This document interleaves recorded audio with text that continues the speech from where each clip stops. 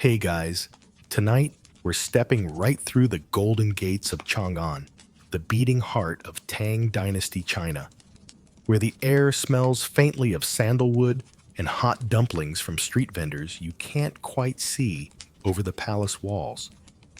In the fading light, those gates glow like molten copper, taller than you thought possible, and guarded by men whose job is to look as if they've never smiled in their lives. You probably won't survive this, at least not without feeling very small, because the city behind them isn't just big. It's the kind of big that makes your modern high-rises feel like dollhouses. So, before you get comfortable, take a moment to like the video and subscribe, because you might fall asleep during this story, and share only if you truly enjoy what I do here. And hey, post your location and your local time in the comments. It's always fun to see who's here at midnight and who's here at lunch. Now, turn off the lights and lie down on your chair or bed, and let's begin tonight's journey together. The gates creak open with the groan of wood, so old it might remember dynasties before the Tang. You step forward, and your sandals, or whatever you wore in here, tap against wide flagstones arranged so evenly they look like they've been ironed flat. To your left, walls tower, painted a rich vermilion and topped with green glazed tiles that gleam like wet jade even in the dry air. The smell here is different. No hint of the street beyond, just the mingling of flowers, incense, and that faint waxy note from fresh candle wicks. Historians still argue whether Chang'an was the largest city on Earth at this point. But standing here, you'd put your money on it. Your eyes trace the symmetry. Everything is aligned like a calligraphy grid, each corridor pointing somewhere important. You pass under an arch painted with curling gold dragons, their eyes just a little too watchful for decoration. Behind the arch, an expanse opens, a courtyard so wide you could park a dozen jumbo jets here, though the emperor might frown at the noise. Servants move like well-rehearsed actors on a quiet stage, carrying trays, scrolls, and bolts of silk, each person sliding into the flow without bumping another. The quiet is strange. There's no shouting, no dropped dishes, just the hush of purposeful motion. You catch sight of the first of the palace eunuchs, slender figures in dark robes, heads inclined just enough to acknowledge your presence without encouraging conversation. One brushes past, his sleeves carrying a whiff of clove. He's probably on his way to one of the many side halls, each containing an entire ecosystem of officials, attendants, and, if rumor is right, small armies of cats to keep the imperial scrolls mouse-free. And that rumor? Entirely true. Records mention palace cats so pampered they wore little bells on silk ribbons. A sudden burst of sound draws you toward the inner wall. A distant gong, deep and slow, followed by the rattle of beads on a ceremonial curtain. This is the rhythm of the palace, a soundscape that tells insiders exactly what's happening without a single word. It might mean the emperor is shifting from one audience to the next, or simply that the tea for the afternoon was poured 5 minutes late.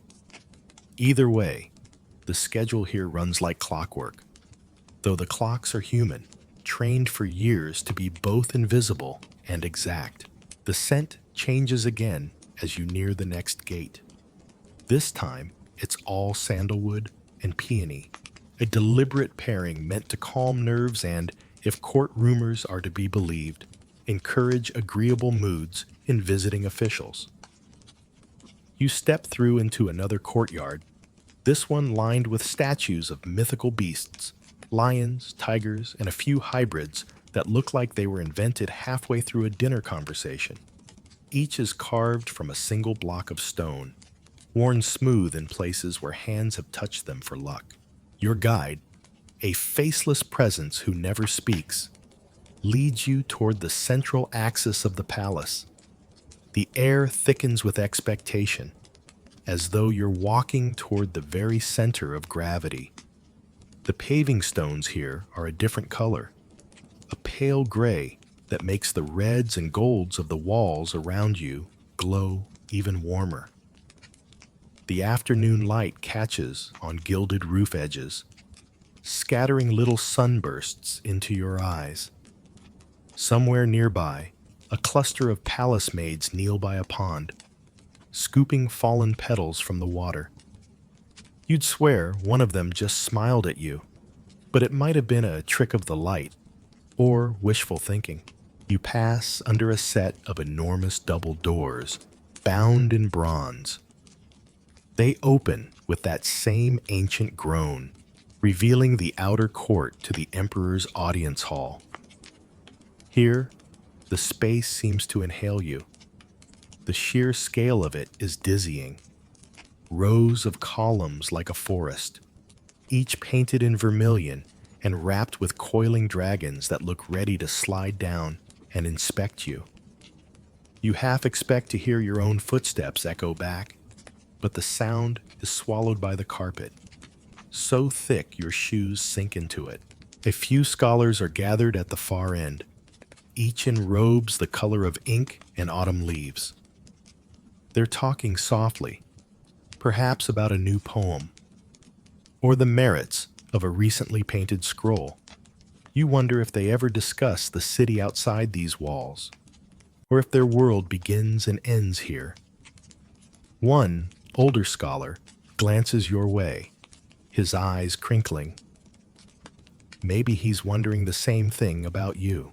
By the time you're halfway across the hall, the air feels heavier, not in a threatening way, but with that charged stillness of approaching something important. Above, the ceiling beams are painted with intricate patterns of blue, green, and gold, a kaleidoscope frozen in wood. Somewhere in those patterns, artisans hid tiny animals, bats for luck, fish for abundance, and in one panel, what looks suspiciously like a rabbit holding a scroll. Historians still argue whether that was an inside joke or a symbol lost to time. You can feel the anticipation building. Beyond this space lies the first true glimpse of the Dragon Throne. But already the palace has begun its slow work on you. Your breathing matches the quiet rhythm of the place, your steps falling into line with the measured pulse of court life.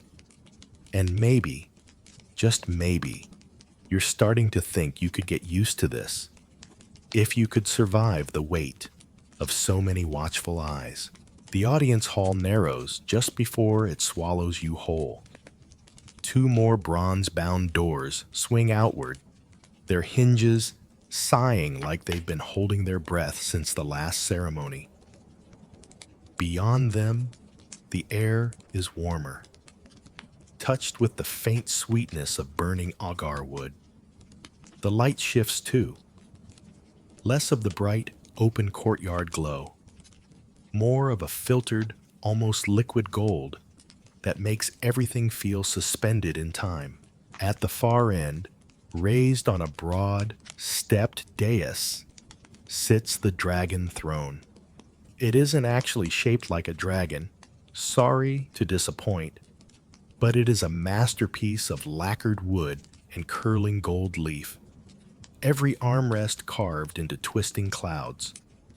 Behind it, a tall screen painted with mountains rises like a stage backdrop, reminding you the Emperor's authority flows from both heaven and the natural order.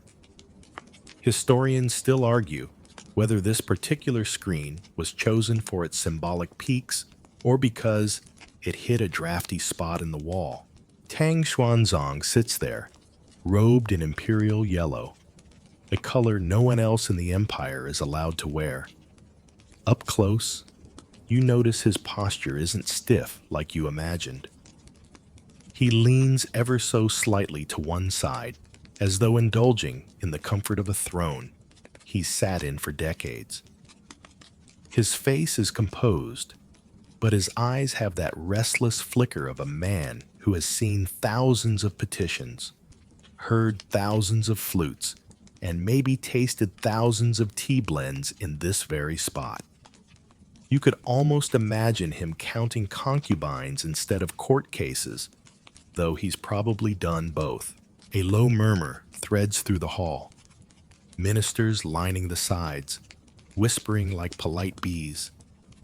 Some hold scrolls, others fan themselves slowly, despite the pleasant warmth. One bows, steps forward, and begins reciting a report about grain shipments. The emperor nods at intervals, his fingers resting on the armrest in a way that makes you think he's keeping track of the rhythm. Maybe this is his version of tapping a foot under the table during a long meeting. Closer to the dais, two eunuchs stand perfectly still, each holding a staff topped with a carved jade cloud. They're the hall's punctuation marks, one for the start of an audience, one for the end. The staff on the left twitches just slightly when a servant approaches with a tray. On it, a small porcelain cup of tea sends up delicate steam.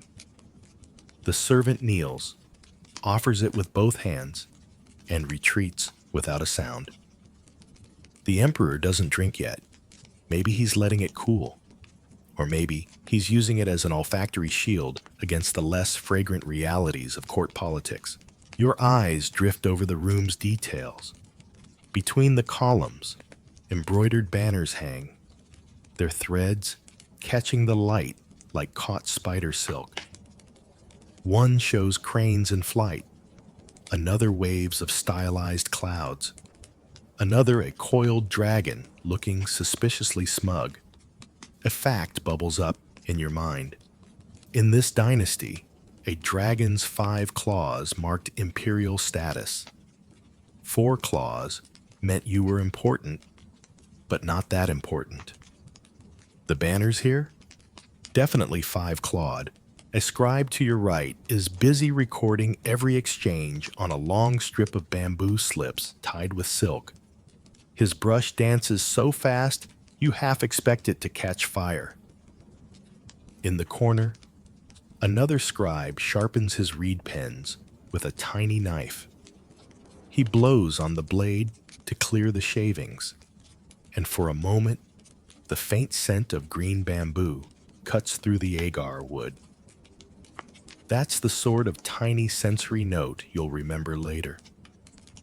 Long after the grandeur blurs together, the emperor raises one hand, and the whispering dies instantly.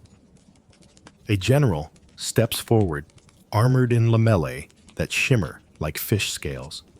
He bows low, speaks in a measured tone about border patrols.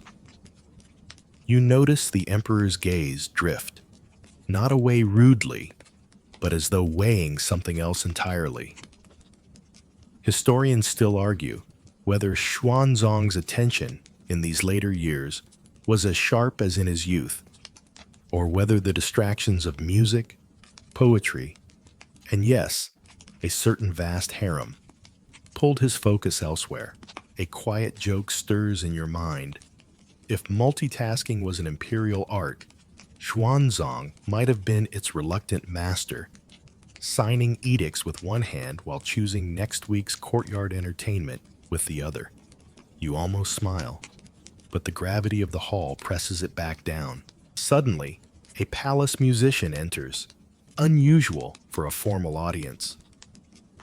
She carries a pipa, its lacquer gleaming under the lanterns. and kneels just inside the ceremonial boundary. A eunuch murmurs something to the emperor, who nods once. The musician begins to play, a rippling, warm melody that pours into the room like honey. It's not loud, not meant to command attention, but it changes the air. You can feel shoulders loosen around you, like the room itself sighed. Even the scribe's brush slows, though he keeps writing.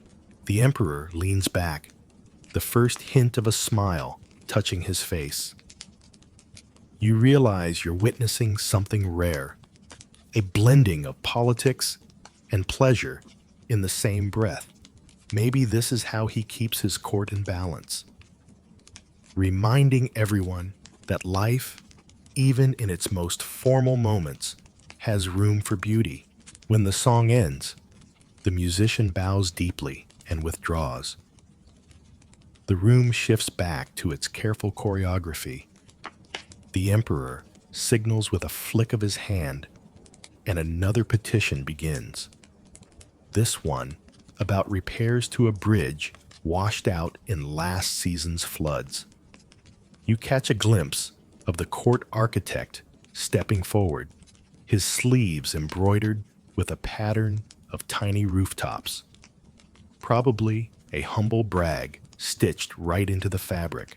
The session winds down with a final bow from the ministers. One by one, they retreat through the bronze-bound doors, their footsteps soft against the thick carpet. The emperor rises slowly, not out of weakness, but with the unhurried certainty of someone who knows the palace will wait for him. Two attendants flank him as he steps down from the dais, the long trail of his robe whispering across the steps. As he passes, the scent of his robe reaches you, a mix of sandalwood, musk, and something floral you can't quite name. It lingers as he moves toward an inner corridor, vanishing into the deeper maze of the palace. You follow at a respectful distance, knowing the next turn will take you further into a world few outsiders ever see. You step into the narrower corridor just in time to see the trailing edge of the emperor's yellow robe vanish around another turn. The air changes here, warmer, more perfumed, carrying the faint rustle of fabric and the patter of slippered feet on polished wood. This is no longer the austere stage of the audience hall. This is the inner court, the world of the 4,000. The corridor widens into a courtyard paved with white stone, the kind that reflects sunlight like a still pond. Along its edges stand rows of women, concubines and palace maids, each arranged as if in a living painting. They stand in perfect posture, heads inclined, sleeves draping like waterfalls of silk. You could walk for minutes and not reach the end of this gathering, their numbers staggering. Historians still argue whether the 4,000 was a literal head count or a poetic exaggeration. But even if it's half that, it's still enough to field several sports teams in matching embroidered uniforms. You notice the layers. In the front row, younger attendants with bright, jewel-toned robes, their hair piled high and pinned with tiny gold ornaments shaped like blossoms. Behind them, older maids in paler silks, faces calm as river stones, eyes scanning the scene for any flicker of disarray. The effect is like looking at a garden in full bloom, carefully tended so that not a single petal is out of place. One maid breaks formation just enough to take a step forward, offering a folded cloth to another, whose sleeve brushed the stone. The motion is so seamless, you'd think it was choreographed. And maybe it is. Here, appearances are as much a performance as any stage play. The emperor moves through them without haste, nodding to one, exchanging a word with another. His voice is low enough that you can't hear the words, but the reactions ripple gently. A shy smile here, a quick curtsy there. You can almost feel the air shift around him, like the wake of a boat gliding through still water. At the far end of the courtyard, an ornate pavilion rises, a resting place perhaps, or a stage for intimate performances. A cluster of attendants waits here, each holding a lacquered tray. One carries scrolls, another delicate porcelain teacups, another an assortment of fruits carved into intricate shapes. One pear carved to resemble a lotus blossom, which you suspect took more time than is reasonable for something destined to be eaten. From somewhere to your left, a faint chime rings out, followed by the soft notes of a bamboo flute. The music isn't from a formal ensemble. It's casual, almost lazy, as if played to keep the air from feeling too still.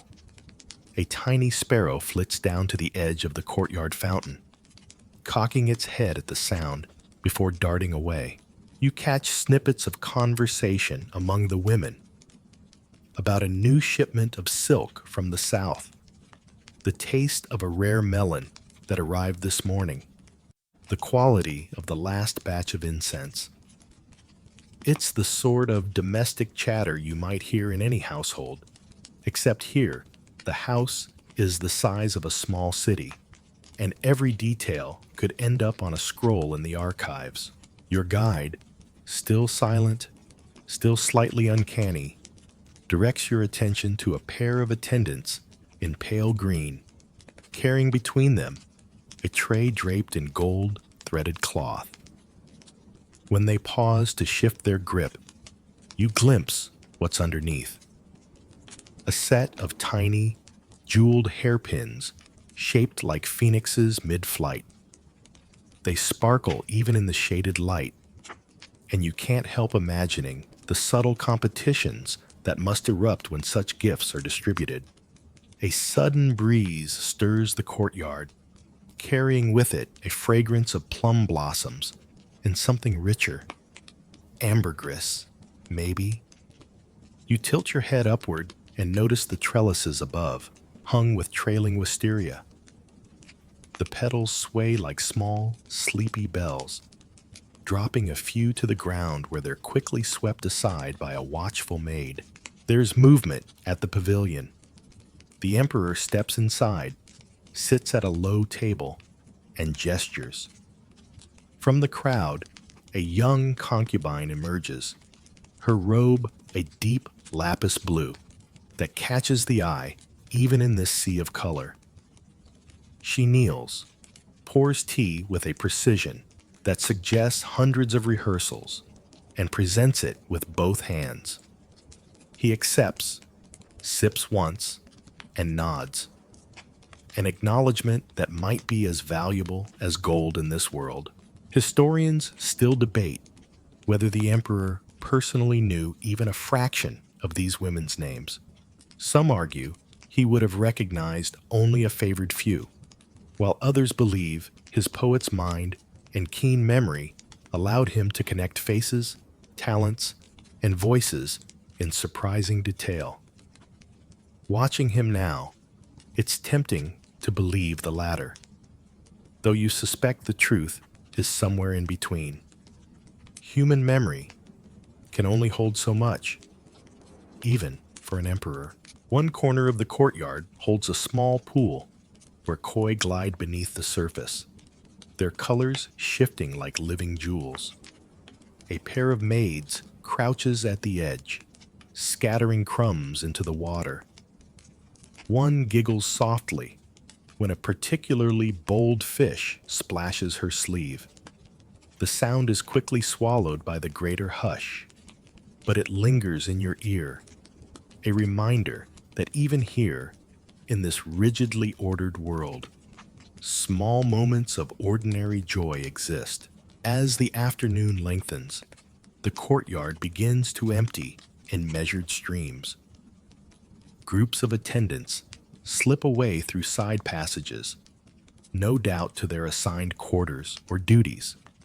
The emperor rises again, this time with a slight stretch of his shoulders, and heads toward an arched walkway lined with carved wooden screens. You follow, the click of your steps softened by woven mats underfoot.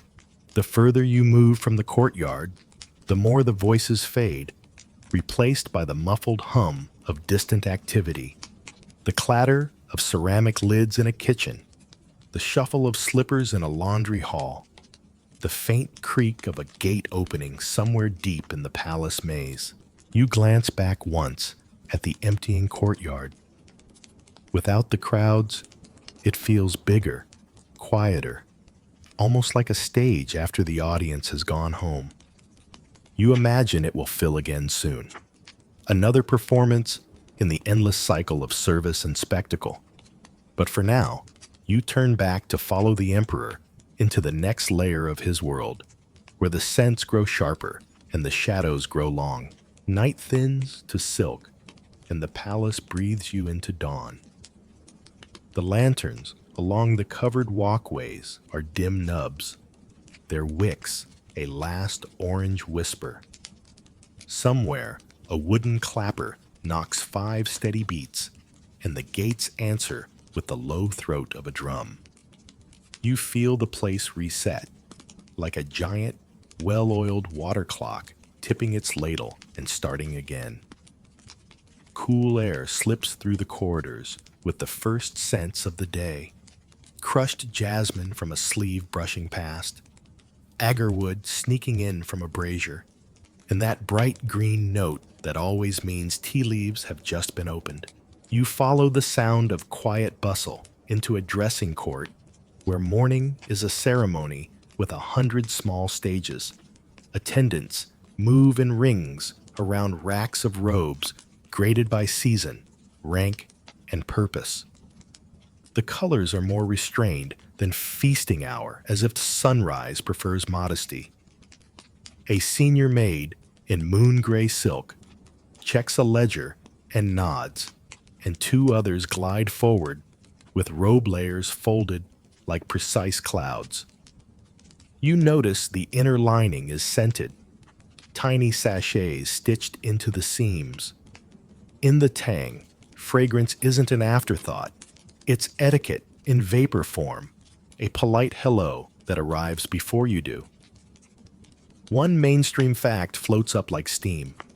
This dynasty perfected dazzling ceramics, the pale brilliance of Qing ware, and the early whites that would one day earn the name porcelain, often used for cups and trays that start mornings like this. A younger maid carries a porcelain tray that could be its own sunrise, thin as a petal, rim painted with a single line the color of a winter sky. On it, she balances a jade comb, a pair of gold hairpins shaped like narcissus, and a tiny pot of rice powder. She walks the length of the floor without looking down, as if the tray were simply an extension of her palm. When she kneels to present it, you glimpse the lacquered box beneath, compartments for eyebrow stencils, and a sliver of rouge. Straight brows today, moth wings tomorrow. Styles drift the way clouds do. Historians still argue whether the famed moth eyebrow belonged more to early Tang divas than to later court tastes. But here, where fashion is a language, every arch and angle says something. At the edge of the room stands a low table with a mirror of polished bronze. The reflection is soft, flattering. One more palace secret for a gentle start to the day. A maid dabs fragrant oil, osmanthus, maybe, behind another's ear and along her braided crown. You can almost hear the future whisper. A day of fans and scrolls, a night of music and moonlight. For now, the focus is small, sleeves smoothed, collar folded to a perfect V, a pin slid through hair, with the finality of a signature. A cat with a bell on a ribbon, the same rumor you met near the audience hall made adorable flesh, pads through the doorway like it owns the place. It does, in a way. The bell gives a sleepy chime. The cat ignores protocol entirely, hops onto a folded robe, and kneads as if the emperor ordered fresh biscuits. A maid gently scoops it up, whispering that the scroll keepers will complain about fur in the margins. You remember the tiny rabbit painted in the ceiling beams and wonder if someone once smuggled a sense of humor into official decor. You're relieved the palace hasn't squeezed every laugh out of the morning. Joke 1. Politely untied. You trail the fragrance toward the tea pavilion where steam writes cursive in the air. The leaves are scooped from a tin with a bamboo spoon, tipped into a warm cup, and washed with a flash of hot water that's promptly tossed out. A rinse to wake the leaves, not unlike stretching before a long day. A kettle sings on a brazier that smells of pine. One attendant watches the bubbles like a seer. Another weighs the portion on a scale that looks too pretty to exist in a kitchen. You think of a mainstream anchor. During the Tang, the scholar Lu Yu compiled the classic of tea, and though he isn't here in person, his spirit floats in every practiced tilt and measured pour. Historians still argue whether the palace followed his methods to the character or adapted them to taste and convenience. Because let's be honest, emperors have opinions and schedules. Trays set out for the morning rounds line the counter like small, portable altars. Cups for the emperor, cups for favored consorts, cups for senior attendants who must stay sharp. Another tray holds candied ginger, dried plum, and a tiny dish of sesame seeds, roasted until they crackle under the tooth. To the side sits a bowl of snow-white cups, so thin they tint the tea's color just slightly, like the sky just before the sun really commits. A eunuch tests the temperature with the back of his wrist, then nods the nod of a man who has done this every morning of his life and intends to keep doing it exactly so. You drift to the corridor where robe layers are ready for the emperor's own dawn. The yellow is tucked away for formalities. This morning begins with muted silk, the color of pale reeds, a robe that whispers rather than declares. The belt is jade, cool to the touch. The shoes are soft, their soles stitched to swallow footfall. A tray holds a slim bamboo brush and a slip of silk, a note perhaps, to remind him of a petition, a bridge repair, or tonight's musicians. You imagine him stepping into the garment with practiced ease, like a river sliding into its channel. Joke 2 bubbles up. Somewhere, a modern wardrobe assistant is taking notes and opening a spreadsheet labeled Emperor Capsule Collection. Outside, the sun finally steps over the wall. You walk through light that feels freshly washed as the tea maids begin distribution. They cradle porcelain like it's the baby dragon. Everyone pretends not to see. Each tray leaves with a small escort, weaving past laundry baskets, past a brazier where someone warms ink sticks, past a threshold where a feather duster waits poised like a tiny spear for dust. Along one corridor, 2 maids pause at a rack of perfumed sleeves and sniff the air, debating osmanthus or sandalwood for the poetry balcony. Historians still argue whether certain palace spaces had signature scents, the way temples did, but your nose votes yes. You pass a peculiar item on a side table, a ceramic headrest. curved like a crescent, painted with lotus. It looks uncomfortable enough to be a dare, yet a maid explains it with a smile, keeps elaborate hair from collapsing, and cools the neck in summer. Quirky, yes, but archaeological finds back her up. You picture a row of them in a quiet dormitory, everyone's hair perched like a proud skyline. Joke 3 tiptoes in. The palace invented the original "don't mess up my blowout" technology. The kitchen wakes fully. A bamboo mat unfurls with neat stacks of morning cakes, each stamped with a tiny chrysanthemum. A cook fans a brazier while humming 5 notes that match the sizzle. A pot of congee thickens into gloss, and a ladle taps the rim with a polite clink. The scent of scallion rides the steam for a moment and then vanishes into the bigger perfume of the place. You glimpse a slip of bureaucracy even here. A tally stick next to the bowls. Everything counted, everything recorded. Order is the palace lullaby. Across the courtyard, a tiny ceremony unfolds you might have missed if the cat hadn't chosen to lead you there. A venerable-looking plum tree receives its first watering of the day from a girl barely older than the watering can. She pours slowly, whispering something. Perhaps the gardener's superstition that water listens better at dawn. Historians still argue whether the emperor personally walked these morning paths daily or saved them for special moods. But the gardens wake as if expecting him all the same. The tea trays return, emptied with perfect halos of damp leaf clinging to porcelain. The air seems brighter now, voices a fraction louder, the machine of morning running without a squeak. In a side alcove, 2 maids practice a bow, adjusting elbow angles by finger widths, then collapse into a silent fit of laughter when one sleeve refuses to drape artfully. They smooth their faces instantly as footsteps approach.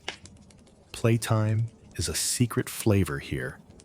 Like sesame hidden under sugar, you circle back to the dressing court just in time to see the last sachet tucked, the last pin seated.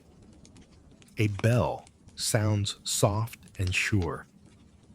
Another day's page has turned. The emperor will emerge. The concubines will disperse to music practice, to embroidery, to poetry lessons, to the quiet alchemy of making a palace feel effortless. And you, lulled by steam and silk, understand the spell. If nights are for spectacle, mornings are for the invisible choreography that makes the spectacle possible. The fragrance you first tasted at the threshold has become a low hum in your bones. You breathe with the rhythm of it, and the city outside ceases to exist. Not erased, just gently set aside like yesterday's tea leaves, useful still for the garden. You drift toward the gilded halls long before you see them, guided by a ribbon of sound that keeps folding in on itself. First a single bamboo flute, like a line of light on water, then the soft thunder of drums pressed with felt, then something bright and metallic that rings like a handful of coins shaken in a silk pouch. The corridor broadens, the walls brighten, and the floor takes on that bounce of polished wood, ready for dancers. Someone has opened the lattice windows. Morning slips in and makes the dust motes look like lazy stars. The first rehearsal space is a long, lacquered hall where music stands are little altars for paper and ink. The players sit on low stools in rows, an ocean of calm faces above an archipelago of instruments.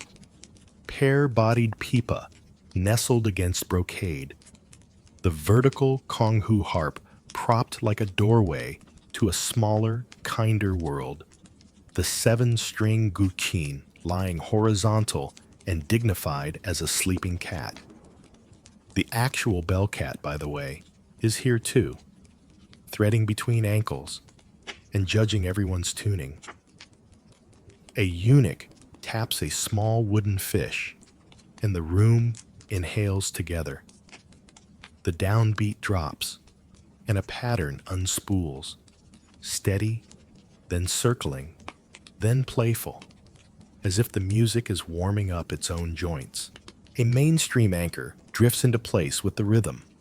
Under Tang Xuanzong, the imperial court founded the Pear Garden Academy, a school for musicians, dancers, and actors that later generations would hail as the seed of Chinese opera.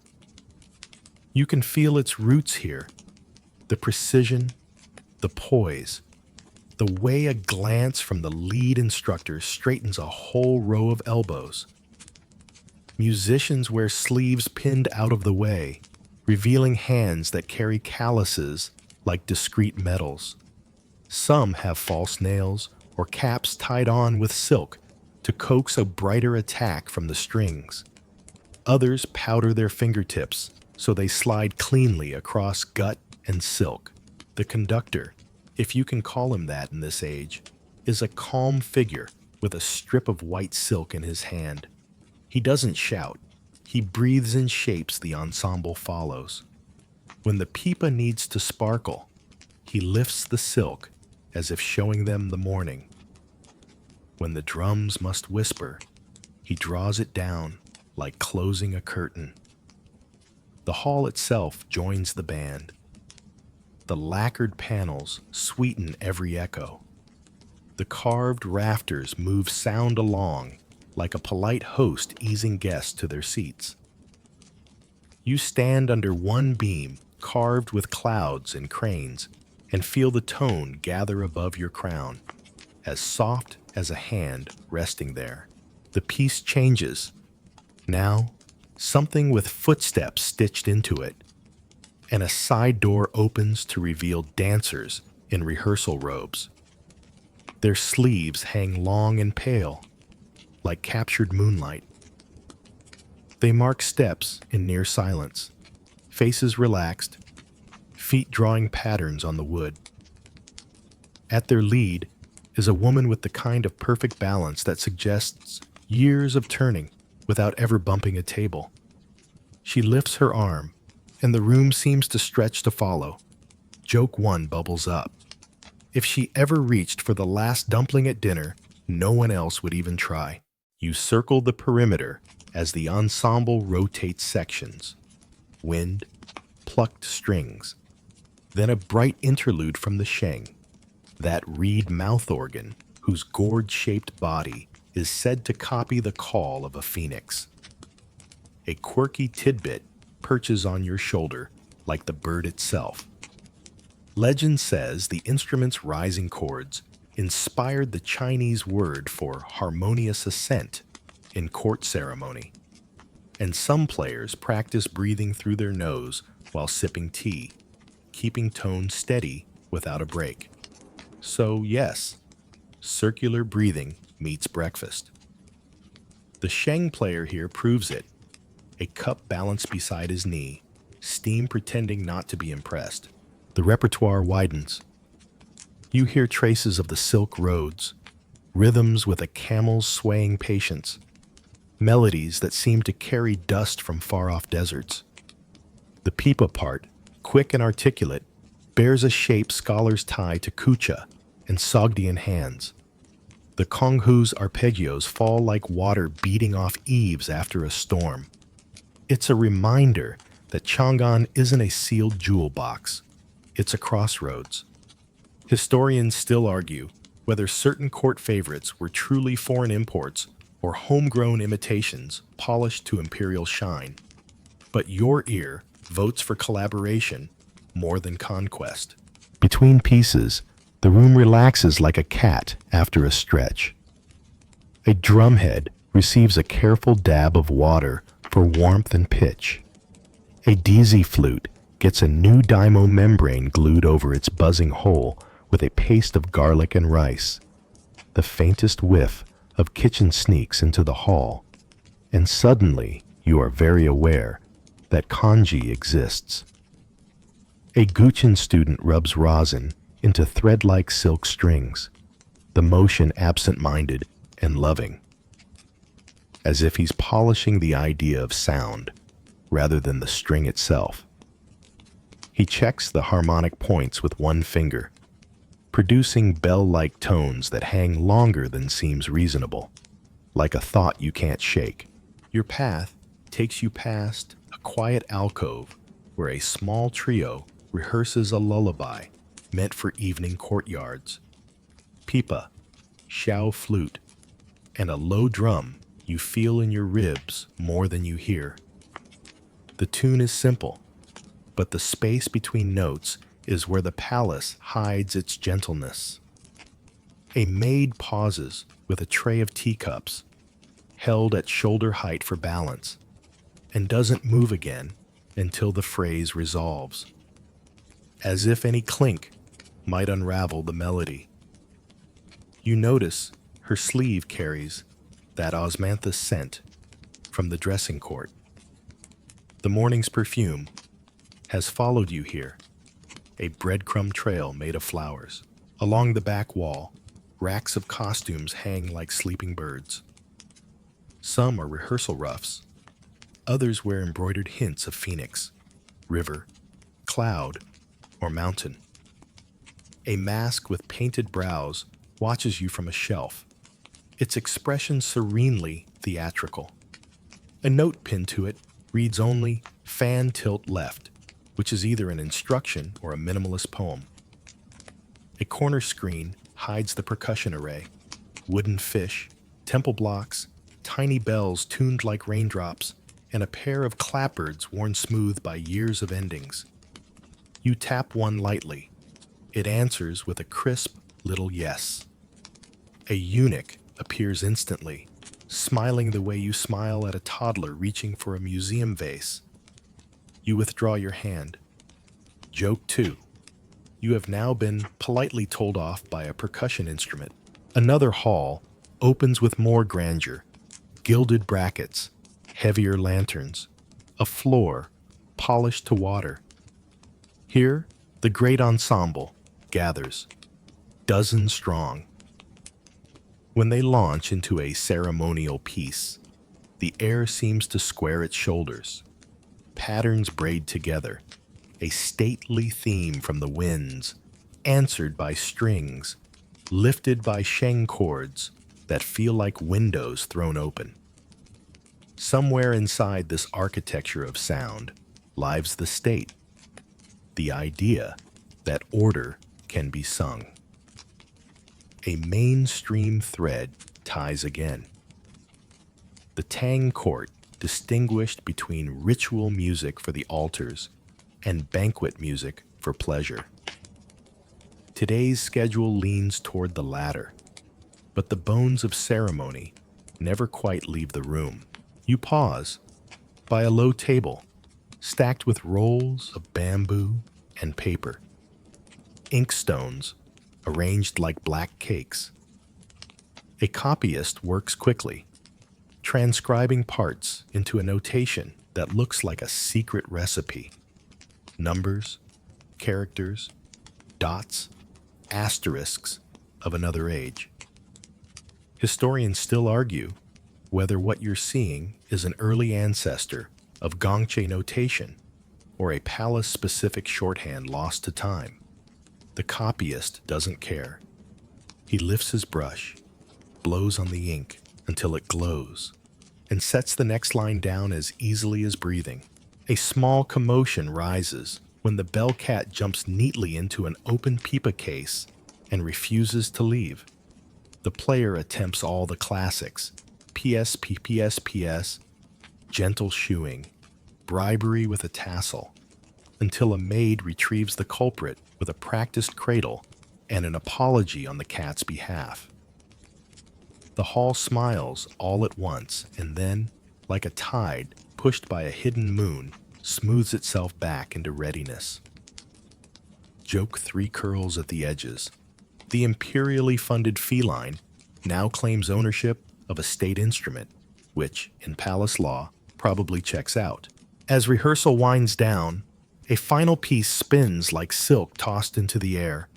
Light, quick, gone before you catch all its patterns. The conductor's silk strip flutters to stillness, and the sounds find their nests. Musicians wrap strings, slide covers over drums, tuck flutes into sleeves meant just for them. The dancers bow to the floor and to one another in gratitude for not stepping on anyone's hem. You catch a last phrase from the guqin, a lingering harmonic that floats into the corridor and decides to stay there, the way a good memory haunts a threshold.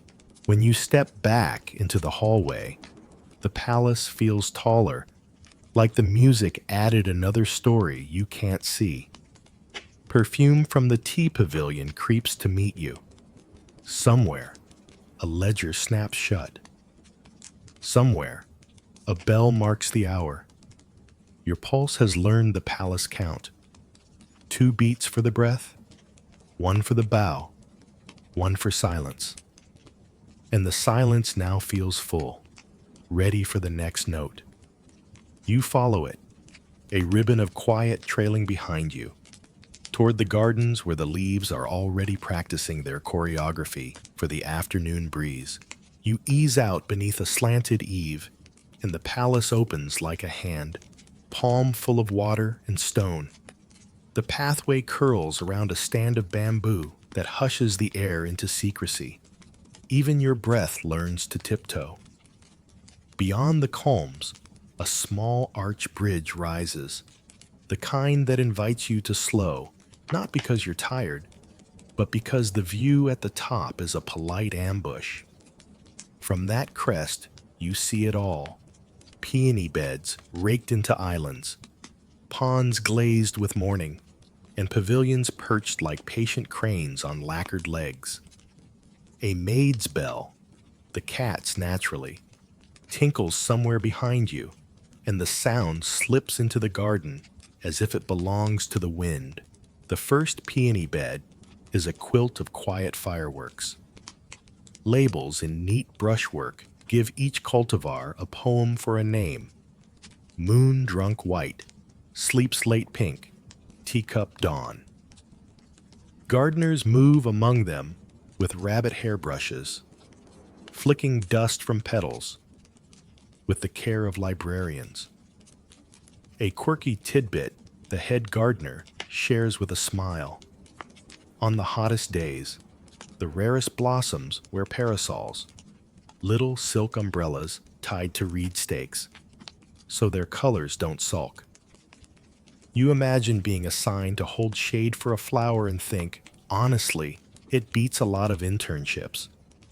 You pass a low stone where a teacup rests, warming in a patch of sun.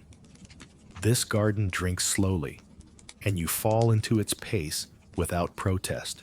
A path of veined slate leads to the first bridge, its reflection stitched perfectly into the pond. The stone has that shallow shine hand-polished by a century of sleeves. You touch it, and it's cool as a memory.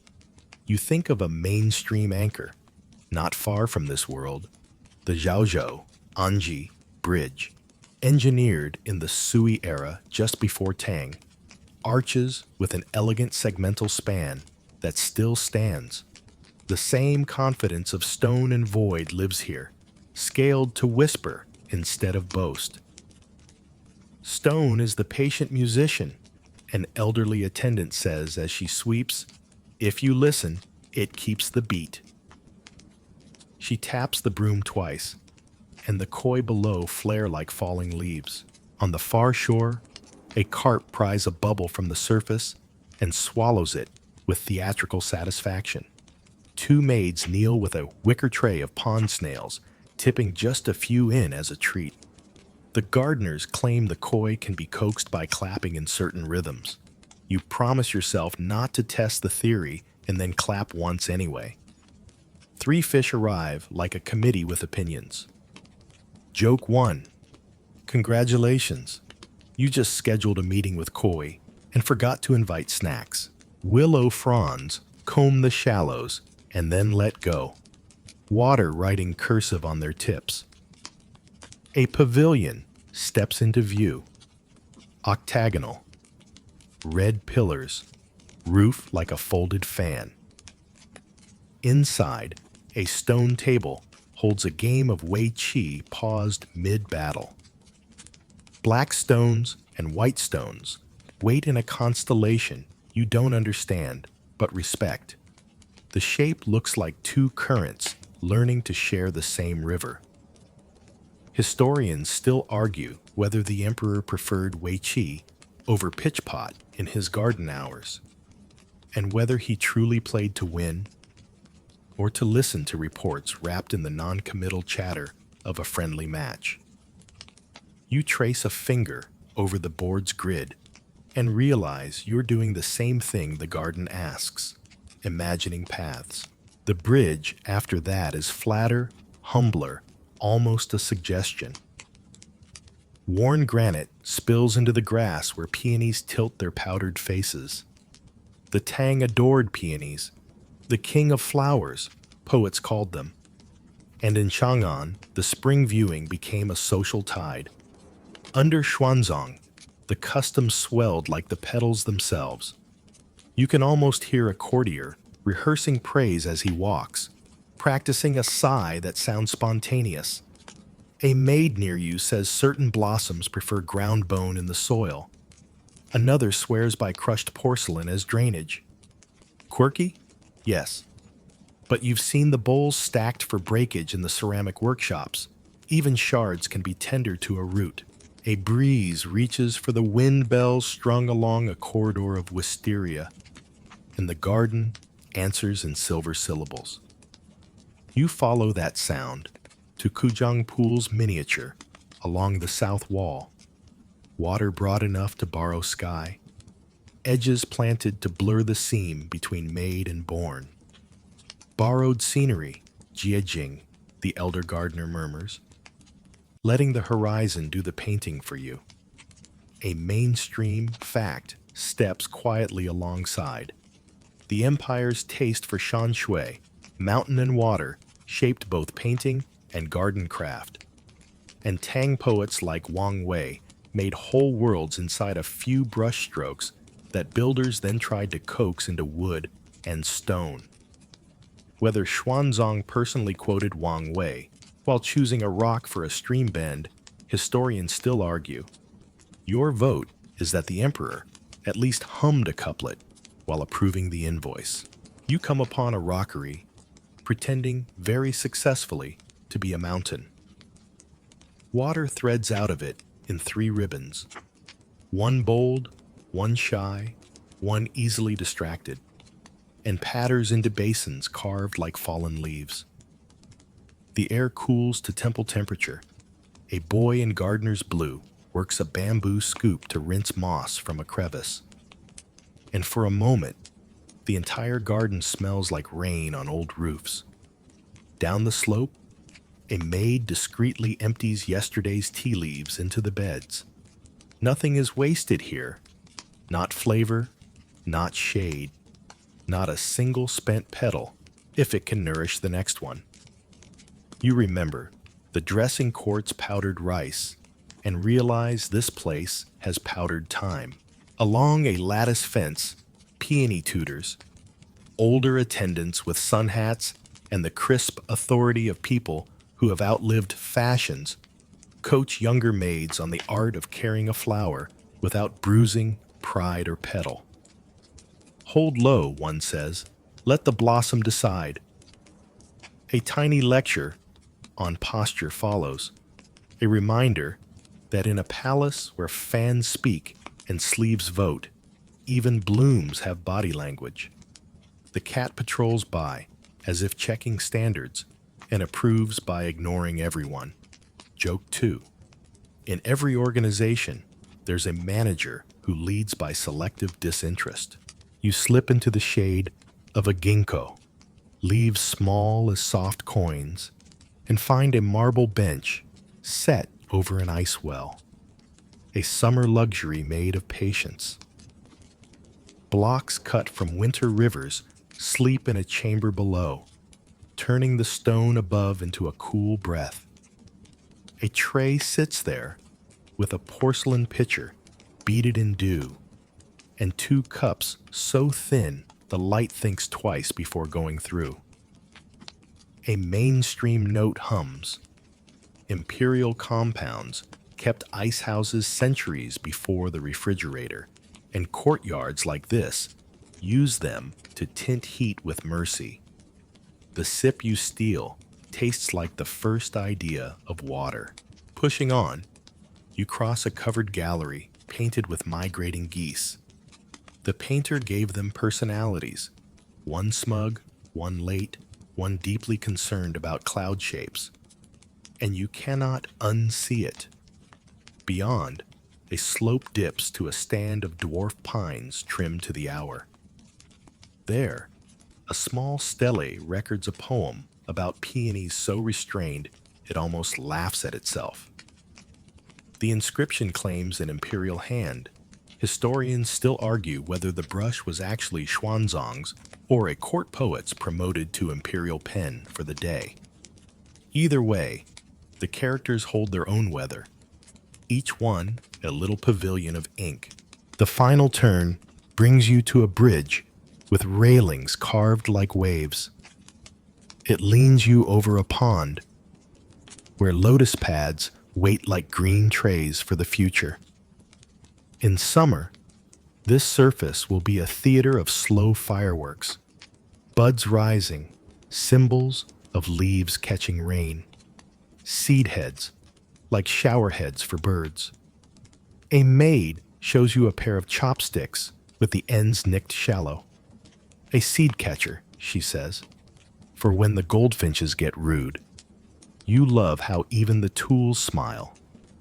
Joke 3. The birds will unionize and demand better tableside manners. Until then, the chopsticks meet the moment.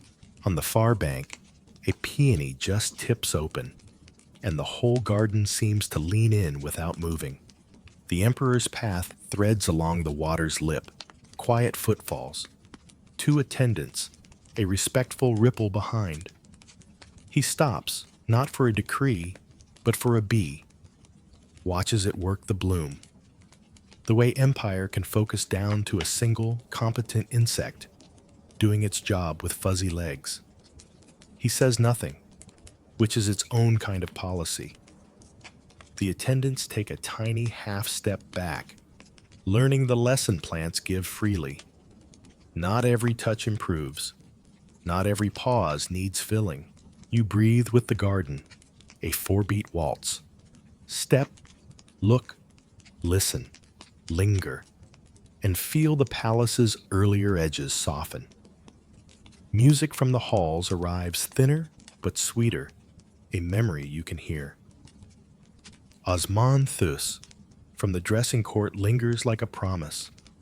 Somewhere a ledger still turns pages, but here the only accounting is light on water, shade on stone, and how many heartbeats it takes for a petal to fall. When it does, one soft, decisive flutter, you realize no one will sweep it yet.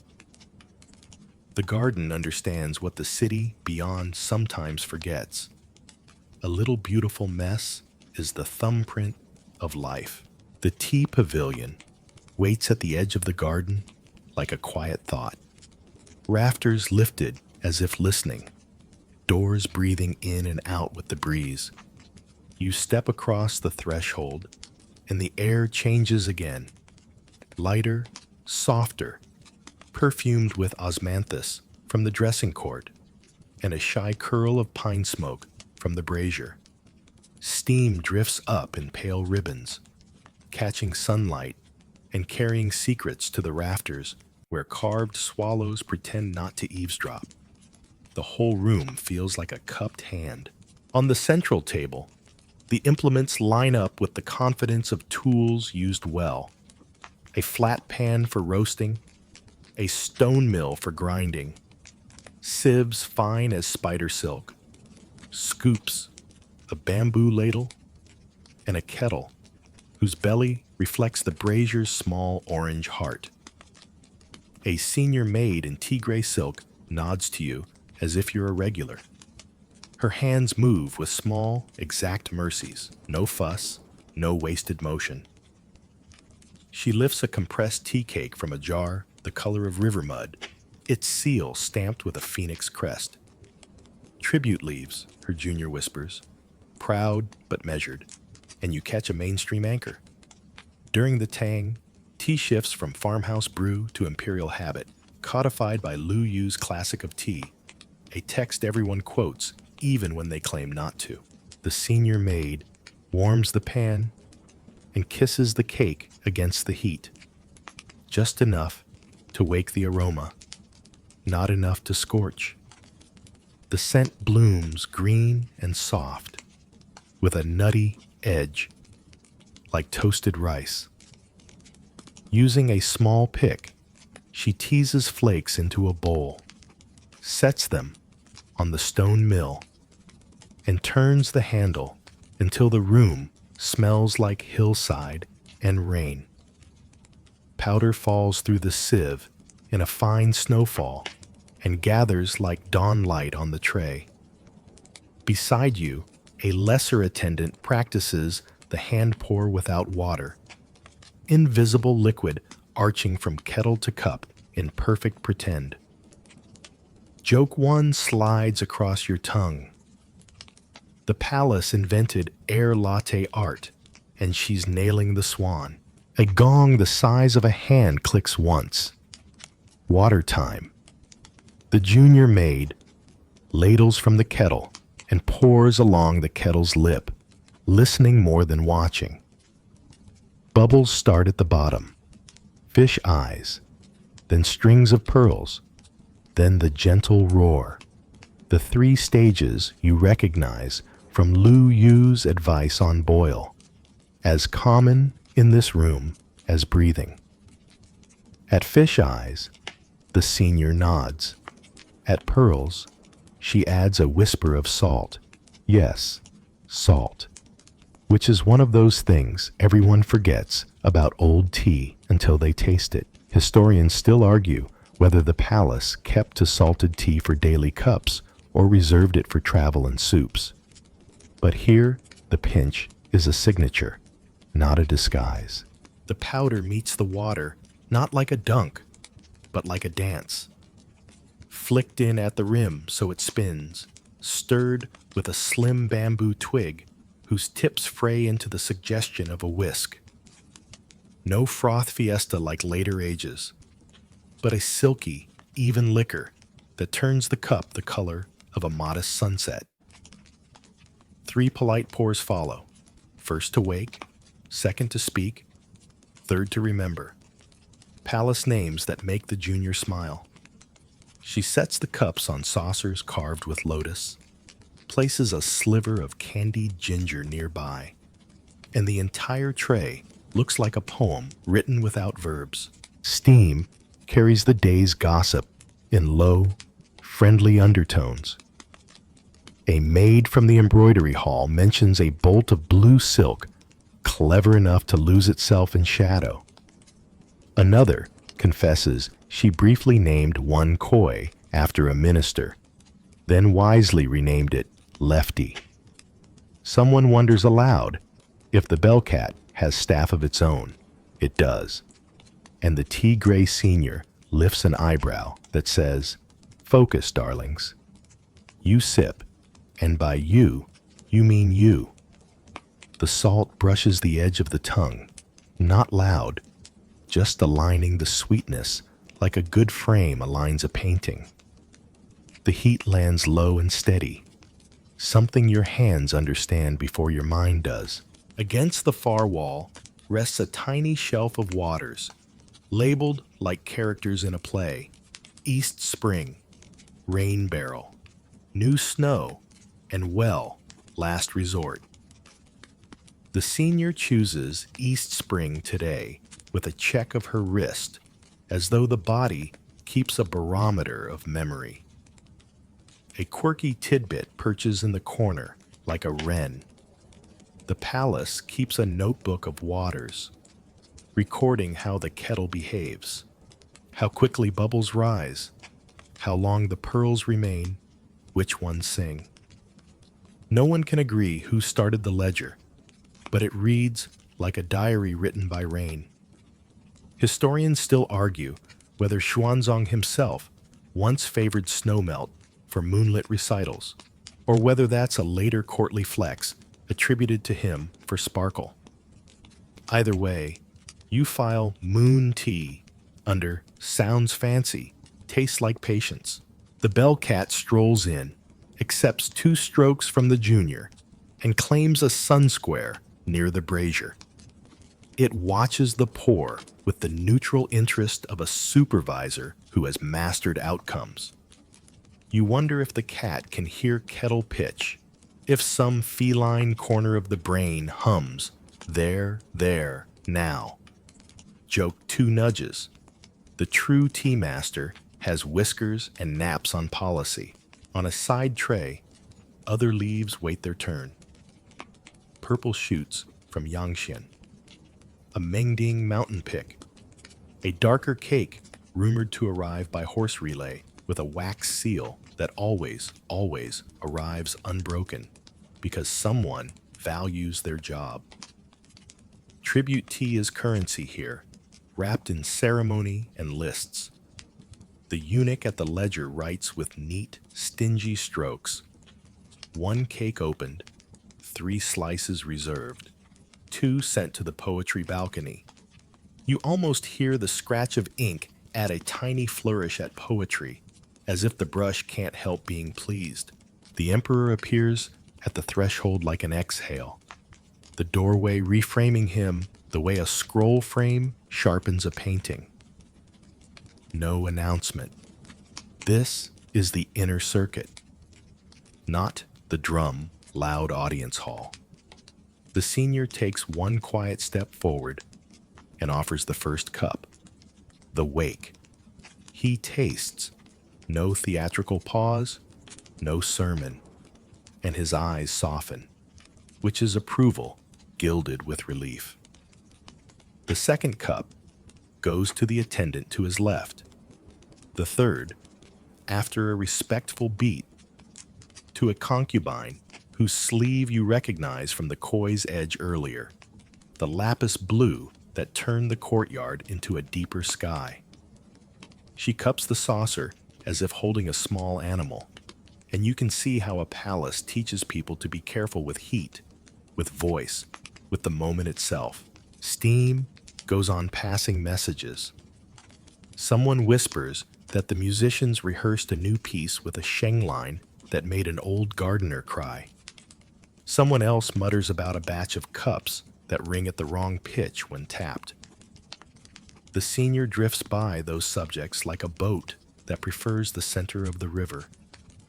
She adjusts the kettle angle, and when she pours, the sound is a thread, not a rope. You realize the measure of her craft is not only taste, but pacing, how the minutes are poured, how the room's heartbeat is kept slow. A tray arrives with little dishes, pickled chrysanthemum stems, pine nuts, candied haw. The emperor ignores them for a moment and watches the kettle, as if remembering a mountain path where spring water nudged stones and made a sound you can't pack into a jar. Historians still argue whether he stole quiet hours like this daily or only in certain seasons, but he stands with the posture of an habitual visitor, shoulders learning the room's softness by heart. When he finally takes a pine nut, it's less a snack than a bookend to a paragraph of steam. You take another sip and notice the aftertaste, the ghost of the roasting pan, a hint of that nutty blush, then something green that doesn't insist. The cup holds just enough for 3 swallows, which means 3 tiny pauses. which means you have time to see the junior swap and fresh cups warmed with a little cascade of hot water. Even the empty cups are handled like new moons. Joke 3 yawns contentedly. You've watched 7 people participate in 1 ounce of liquid, and somehow it all makes sense. A breeze lifts the bamboo blinds and carries in garden notes, peony powder, and the cool stone breath from the bridges you crossed. The pavilion answers with a ripple through the kettle. The senior smiles because the flame and the wind are finally in polite conversation. She finishes the 3rd polite pour and sets the ladle to rest. The room holds its stillness the way silk holds a crease. You look at the surface of your cup and see, for a heartbeat, the roofline of the pavilion in miniature, disrupted by a single rising bubble. It breaks, and the reflection knits itself, as if reminding you that interruption is part of the ceremony. The emperor sets his cup down with a soft ring you'll hear again later tonight in a different hall. Metal struck, music starting, a day ribboning onward. For now, the tea teaches the oldest lesson in this city of a million rhythms.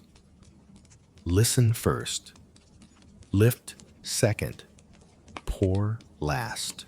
You leave the tea pavilion with that particular warmth in your chest, half heat from the kettle, half the luxury of time slowing down, and step back into the sunlit corridors. The air feels sharper here, trimmed at the edges with silk and perfume. Ahead, laughter floats across a shaded courtyard, the kind of laugh that's just on the edge of being too careful.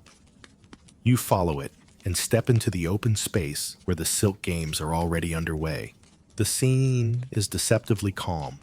3 concubines sit at a low table beneath a trellis dripping with wisteria, playing a game that looks like a cross between cards and origami. Slender slips of painted silk, each one hand-embroidered with flowers or verses, are fanned across the tabletop. The women smile, with their eyes more than their mouths, folding, flipping, and trading the slips in patterns you can't decipher. A maid at one corner notes each turn with a brush on a small slate, her hand steady, her gaze everywhere. The air hums with courtesy, but there's a taut string underneath.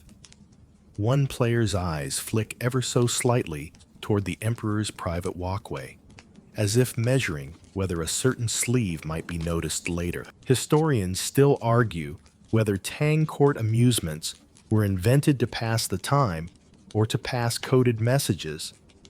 But in this moment, you see how easily one could serve both. The rules are as much about elegance as outcome. You lose a round if your silk folds wrinkle, and you win extra if you can make your opponent laugh during a turn. Joke 1 slips into your mind. The palace has essentially weaponized small talk. At the far side of the courtyard, another group plays pitch pot, tossing arrows into bronze jars with long, flared necks. The clink of wood against metal echoes like polite applause. The throwers wear their sleeves tied back with ribbons, revealing hands like pale calligraphy. Fingers long, knuckles smooth, nails tinted a faint rose. One arrow arcs high and lands squarely in the jar's mouth. The thrower inclines her head, pretending the feat was as inevitable as sunrise. Her rival responds with a throw that grazes the rim and spins out onto the mat. The smallest tightening of her lips is the only sign she minds. A quirky tidbit drifts in. Some Tang ladies, forbidden from gambling for coin, bet embroidered handkerchiefs or rare fruits instead, wagers that let winners savor the prize publicly without the shadow of money. You glance at a nearby tray of persimmons, so glossy they could be lacquer. Perhaps they're in play today. A maid hovers, ready to offer one to the victor, her expression as neutral as the cat when it supervises the koi. At one corner, two young attendants are engaged in a subtler competition, knotting lengths of silk cord into tiny animals. One produces a rabbit with ears looped like question marks. The other, a crane mid-flight, wings crisp and tidy. They exchange glances, each certain her knot says graceful rather than fussy. The older maid judging them tilts her head, says nothing, and sets the creations on a lacquer tray for later appraisal. Joke 2. Somewhere, there's a secret imperial ledger of creatively knotted fauna, and these two are climbing the ranks. You wander to the shade where a different sort of rivalry unfolds. Poetry. 4 concubines kneel around a low table, inkstones and brushes arranged like surgical tools. A eunuch recites the opening line of a poem, and each woman must complete the couplet before the brush water stills. Their sleeves flutter, ink glides, and the room's temperature seems to rise with the speed of thought. One finishes early and lays her brush across the dish with a flourish. Another bites her lip as the water darkens. The eunuch reads each aloud, and polite smiles hide quick glances to gauge whose imagery might catch the emperor's ear later. It's here you realize that rivalry isn't always about winning. Sometimes it's about being memorable without drawing blood, leaving just enough of a trace that your name might be called when the moon is high and music plays. The stakes are never spoken aloud, but they hang in the air like incense, soft, persistent, and easy to forget until it's gone. From the arcade above, the emperor appears, leaning casually against the railing, 2 attendants at his side. His gaze sweeps the courtyard once, no longer than a breath. But the effect is immediate. A shift in posture, a softening of smiles, a sudden interest in perfect form. Historians still argue whether he enjoyed this theater of minor victories or simply tolerated it as part of the palace ecosystem. You watch his mouth curl faintly at the poetry table's last line, and suspect he's enjoying himself more than the records admit. In the corner, a maid brings out a board game you don't recognize. Small jade tiles painted with birds, beasts, and flowers. 2 players lean in, voices low, but laughter quick. The bellcat hops onto the board, scattering tiles into the grass. Both women freeze, then burst into genuine laughter that spills over into the nearest groups. The cat, utterly unbothered, strolls off with a tile between its teeth. Joke 3. Theft is apparently legal if committed by someone with whiskers. The wisteria above shivers in a breeze, scattering petals onto silk sleeves. A maid with a feather fan moves quietly between groups, brushing them away with the same care given to tea ceremony. You catch a snatch of conversation between 2 older concubines. A critique of last night's lantern placement, too crowded near the koi bridge, they agree, and a prediction that tonight's music will feature the Kong Hu. Their tone is casual, but you sense the underlying game, anticipating the emperor's tastes before he voices them. A bell chimes in the distance, not the heavy summons of the audience hall, but a lighter note, the signal for the afternoon's shared meal. The games wind down, scores quietly noted, silks folded and stored. Victors accept their rewards, a persimmon here, a handkerchief there, with modest bows. The emperor disappears back into the arcade's shadow, and the courtyard exhales. As the groups disperse, the space feels momentarily like an ordinary garden after a festival. Petals on the ground, chairs a little out of place, air still warm from conversation. Yet the echo of competition lingers. You realize these gentle rivalries are the threads that keep the palace tapestry from fraying. Each knot and stitch a story, each smile an edit, each game a rehearsal for moments when stakes will be higher. You leave the courtyard by a side passage, catching one last glimpse of the lapis blue sleeve moving toward the koi pond. The bell cat has returned, sitting primly as if guarding the path, tile still in its mouth like a private joke it refuses to share. Somewhere, water glints, music hums faintly, and the palace begins its subtle shift toward the slower, candlelit hours ahead.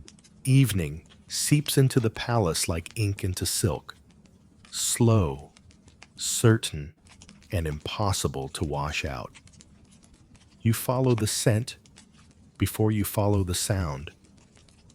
Braised duck with plum, ginger-steamed fish, the sweet smokiness of chestnuts roasting in their shells. The banquet hall is already glowing by the time you arrive.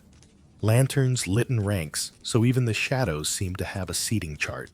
The space is wide enough for the echo of a dropped chopstick to come back twice before someone retrieves it, though that almost never happens here.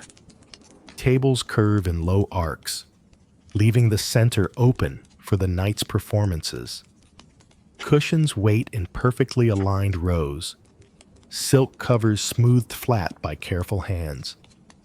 At the far end, a dais rises with a table set for one, the emperor's place, where the lacquer gleams like midnight and the dishes are chased with gold. A mainstream anchor settles into place. Tang banquets were more than meals. They were theater, diplomacy, and status all braided together. A single feast could display the empire's reach, from northern game birds to spices coaxed over the deserts. Each ingredient a story in its own right.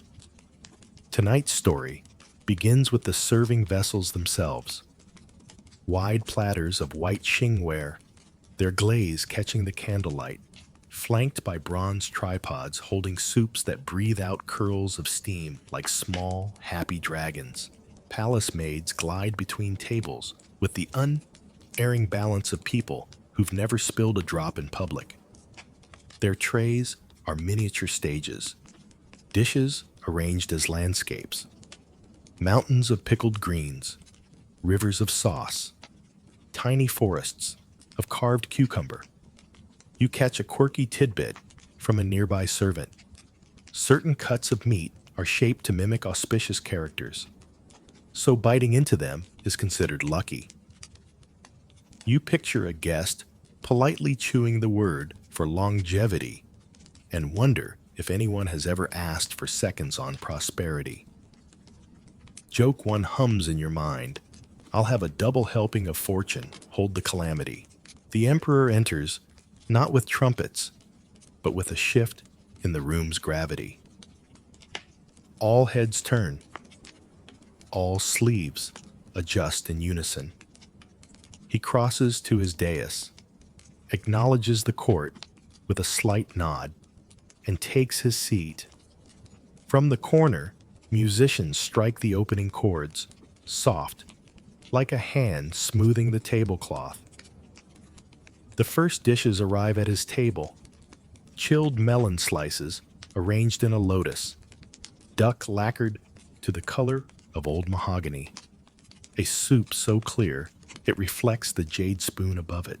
Nearby, a concubine in a robe the color of new apricots accepts a bowl of lotus root stuffed with glutinous rice.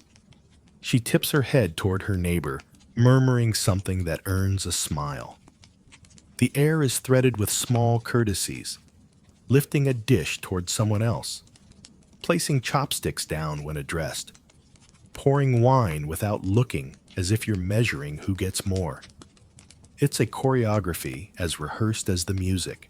Historians still argue whether Xuanzong preferred these grand feasts for the company or the spectacle. Watching him tonight, you see a man who listens more than he speaks, his eyes following a server's careful presentation of a platter as if it's a new poem. He tastes each dish with a deliberate slowness that makes even a casual bite feel like approval. At one table, a cluster of senior officials exchanges low conversation over a shared pot of hot pot. Thin slices of lamb swirling in the broth, lifted at just the right moment. A maid hovers, ready with a small dish of sesame paste mixed with vinegar and cilantro. The steam fogs her lashes but doesn't break her composure. Nearby, a group of younger attendants tries not to stare at a towering plate of candied walnuts shaped into a pagoda. One leans closer, murmuring that the walnuts are arranged so they collapse in one satisfying cascade if pulled from the base. Joke 2 pops into place. Imperial engineering meets dessert. One wrong move and you've staged a siege. The performances begin between courses. First, a pair of dancers in crimson and gold, their sleeves unfurling like banners in a gentle wind. They circle each other in time to the pipa's pulse, pausing at precise beats so the candlelight catches the gold thread in their hems. The emperor watches with the faintest smile. The court watches him watching.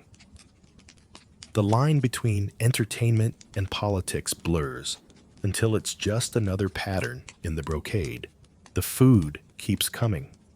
Platters of river fish, steamed with chrysanthemum petals, bamboo shoots braised in soy and sugar, pheasant cooked with cinnamon and almonds. Each dish is announced in a murmur by the server, as though the names themselves are fragile. You notice how the flavors map the empire, the salt of the coast, the pepper from far Sichuan, the sweetness of lychees brought up from the south before they could spoil. The table becomes a compass you can taste. A peculiar plate appears at your elbow. Thin wafers of pressed pear, each painted with edible colors into little landscapes. A maid explains they are meant to dissolve on the tongue like snow. You try one. The flavor blooms and vanishes, leaving only the faint coolness of the fruit. Historians still argue whether such delicacies were indulgent waste or subtle art. You decide it's both. As the evening deepens, the wine flows.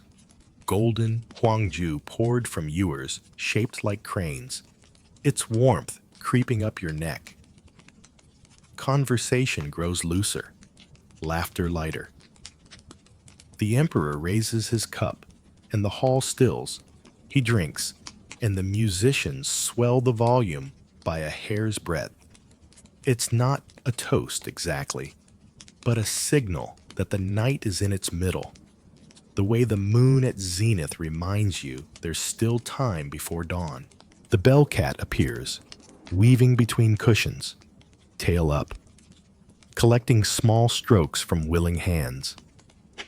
At one point, it hops onto the low table of a concubine in pale jade and inspects a plate of steamed buns shaped like rabbits. The woman smiles, tears off a corner, and sets it down.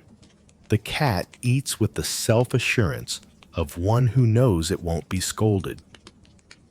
Joke 3 pads in quietly, the only guest who can eat first, and leave without saying thank you. Dessert comes as a procession of tiny dishes, sesame honey candies pressed into coin shapes, almond jelly quivering in porcelain cups, fried pastries, dusted with sugar so fine it clings to your breath. You take one of each, because the palace clearly doesn't believe in choosing between luxuries. By the time the last plates are cleared, the candles have burned halfway down, pooling wax into careful spirals. The emperor leans back, content or at least convincingly so. Musicians shift to slower tunes. Dancers vanish into the shadows, and servants begin the quiet dismantling of the feast. You stand, the richness of the air clinging to you. Ginger, wine, peony, and the faint ash of the brazier. Outside, night has deepened into that velvet phase where even the moon seems hushed. Somewhere ahead, there's more music, more whispers, and more steps in this endless choreography. Balconies bloom from the banquet hall like quiet thoughts, their railings carved with waves that keep candlelight drifting in soft pieces. You slip along one of them now, shoulder-brushing cedar, breath tasting of huangju and chrysanthemum steam. Below, servants gather the feast into orderly memory. Above, the night is a lacquer bowl, and the moon is the first pearl placed inside.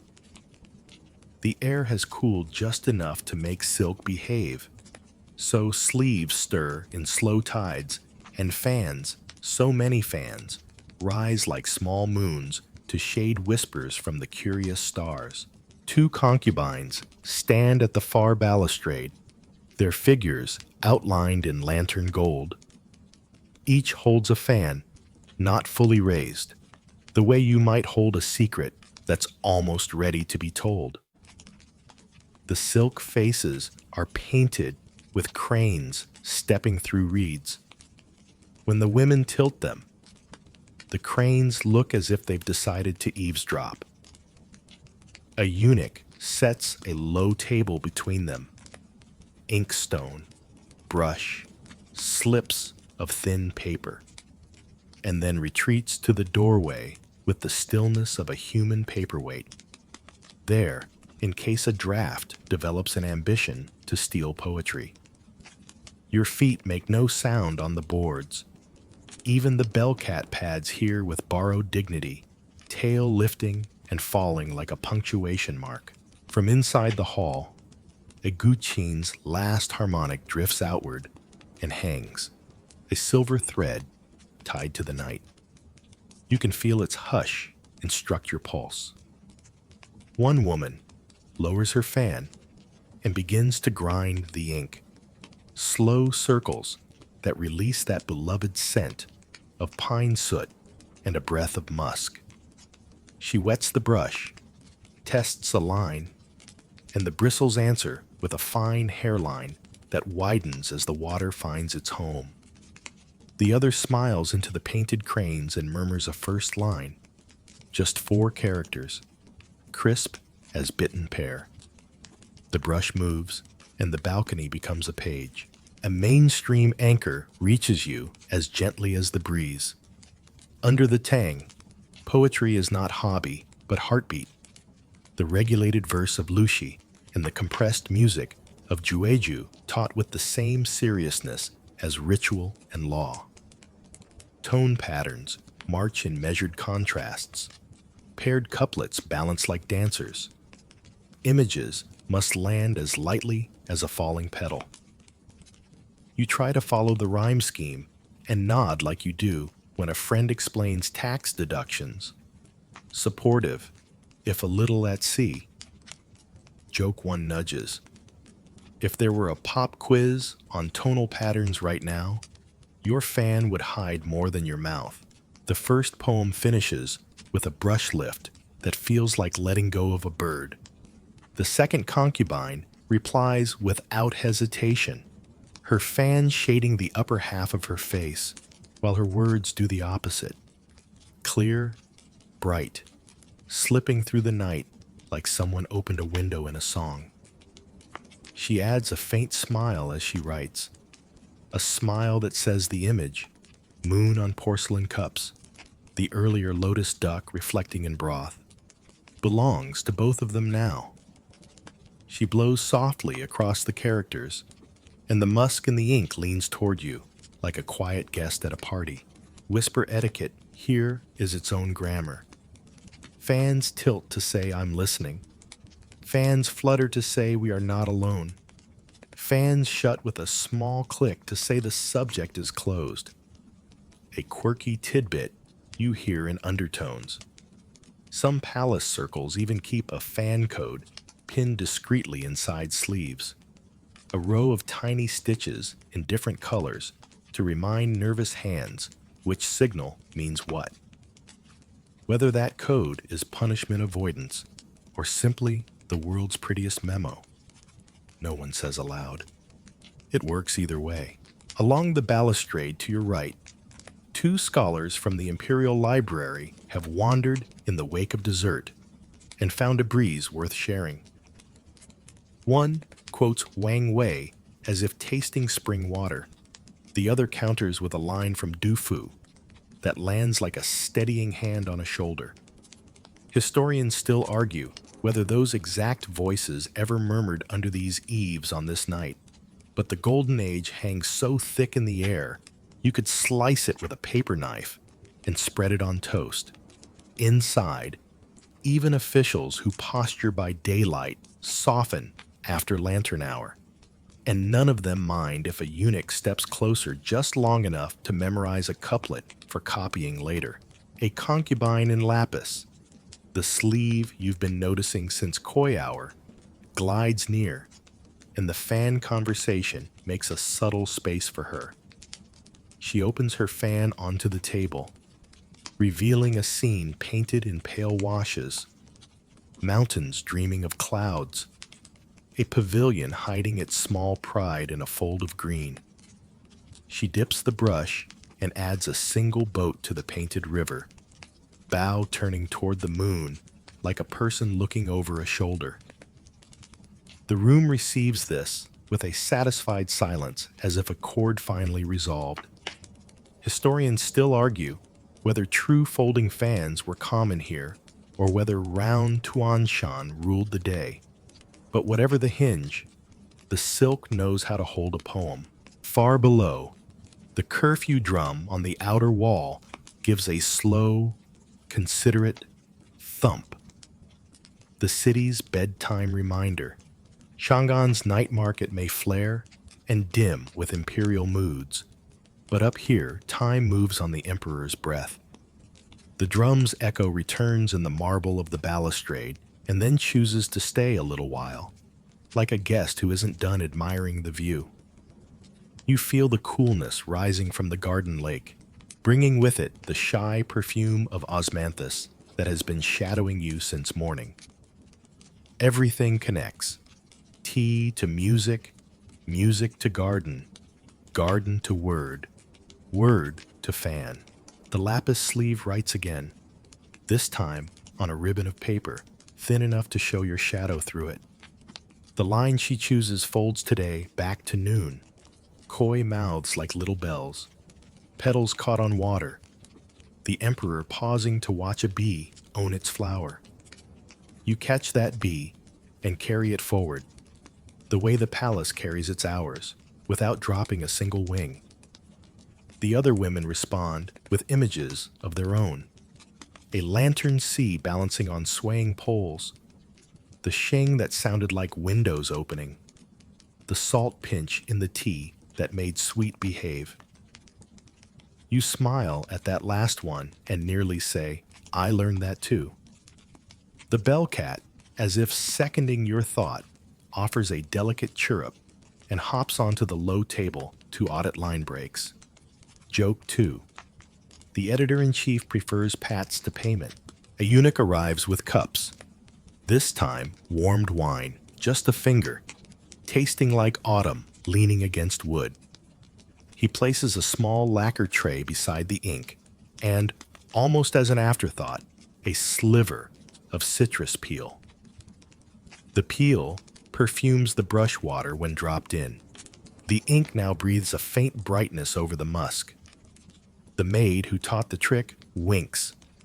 She calls it keeping moonlight awake. Whether that phrase is custom, superstition, or an inside joke, it's the kind of palace lore that outlives its author because it's useful and beautiful at once. Down the balcony, a minor commotion. A sheet of paper slips, rides the air, and lands on the garden path with the grace of a lazy leaf. A scurrying maid rescues it before the koi can submit editorial notes. When she hands it back, the writer blushes and pretends this was a test of wind direction. The others pretend to believe her, which is the kindest rule of all. You tuck away the mental image, poems, as migratory birds, knowing you'll recognize it when a line comes back to you weeks from now for no obvious reason. Night deepens. The music inside grows softer. The rail under your fingers warms to your hand. The emperor appears at the far end of the balcony as if the moon had decided it wanted a robe. He doesn't call for anyone. He simply comes close enough to feel the ink's breath and see the characters drying into velvet. He reads without reaching, mouth still, eyes moving the way a boat moves when the oars are lifted and the river keeps doing what rivers do. There's an infinitesimal nod at the couplet about the bee. You feel the poem's author gather that nod like rain in a small cup. One last exchange of fans. Open, close, open again. Words finished for now. The paper slips are arranged to dry. The brushes are rinsed until the water clears. A tiny transparency test for the day's residue. You catch your reflection in the rinse bowl. Upside down, candle lit, trying to look wiser than you are. And decide wisdom might be nothing more than learning which moments to breathe around. Joke 3 stops by, gentle as a tide. If only true understanding could be applied with a soft bristle brush. When the women rise, the balcony exhales. The bellcat stretches, shakes its borrowed dignity off like dust, and follows the lapis sleeve into the corridor as if clocked in for overtime. The eunuch lifts the table an inch and waits for the breeze to give permission. Below, the koi make their soft punctuation. Above, the moon moves 2 fan widths west.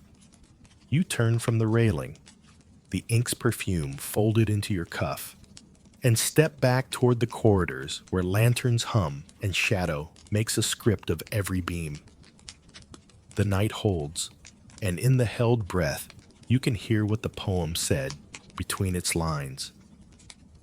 Quiet is not absence, only a different kind of presence.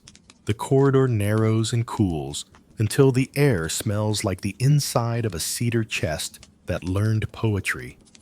Sandalwood, dry paper, a memory of ink. The noise of the banquet, the balconies, even the koi's soft commas, all fold back behind you as you ease through a half-screened doorway and into the library where the palace keeps its quiet. Lamps sit low and steady, like small moons brought inside for safekeeping. Their light won't bully a page into fading. You inhale, and the osmanthus you've carried since morning becomes a faint afterthought under the older perfume of books. Shelves rise in patient ranks, latticed wood holding bamboo slips, silk scrolls, and bound paper volumes in careful alternation, each stack belted with soft cords so no enthusiasm can spring a text across the room. A maid with steady hands lifts a scroll with both palms and sets it on a stand shaped like a shallow cradle. She drops a silk weight at either end, tiny beanbags embroidered with clouds, so the text lies open without fuss. A scholar beside her warms his brush over a brazier until the tip finds its courage. He leans close, but never rests his sleeve against the desk. the way dancers hold themselves a breath above the floor. A mainstream anchor settles by your elbow. In the Tang, the imperial court gathered scholars at the Hanlin Academy, the forest of brushes, to draft edicts, edit histories, and polish poems within reach of the throne. Somewhere behind these shelves, that forest murmurs, and you can almost hear sap rise in the trunks. You pass a high lattice window, cut in the shape of a coin. The moon window, a maid whispers, though it's noon somewhere in the stacks all the time. Light sneaks through in a cool, circular patch, perfect for proofreading. The bellcat is here first, of course, asleep in it, tail-like punctuation. Someone has tucked a thin sheet of paper over its eyes as a visor. Every so often, a paw lifts to tidy the arrangement. Joke 1 arrives on soft feet. The chief librarian apparently pays themselves in sunbeams. At a far table, a scribe copies a gazetteer, strokes even and reserved, the characters forming like stairs you could climb with your eyes. You watch his water dish darken as the stick of pine soot gives up its black. Each time he rinses the brush, the ink loosens into dusk. A little bell chimes, and a clerk records another borrowed text, his register a garden of small, precise characters. The entries are tagged with tiny red seals that look like pomegranate seeds scattered across snow. Historians still argue whether the palace used a single, centralized catalog or several braided lists, Buddhist sutras under one method, Confucian classics under another. But the order you see is so lived in you can't imagine chaos surviving here for a page. A curator, in ash blue, steps down a ladder with the careful joy of someone descending from a cloud. She balances a wrapped bundle on one forearm and cocks her head toward you, so your breath doesn't blow a bookmark astray. When she sets the parcel down and peels back the cloth, the room seems to lean in. Silk scroll, fine enough to hum if you pluck it. Title slip in clerical script. She touches the edge with a jade page turner, cool stone against cool silk, and the texture noise, a whisper of protein, a murmur of woven time, walks up your fingers even though you never touch it. Here, sandalwood burns not for romance, but for defense. The smoke is gently antiseptic, a wall against the silverfish who think of literature as a salad bar.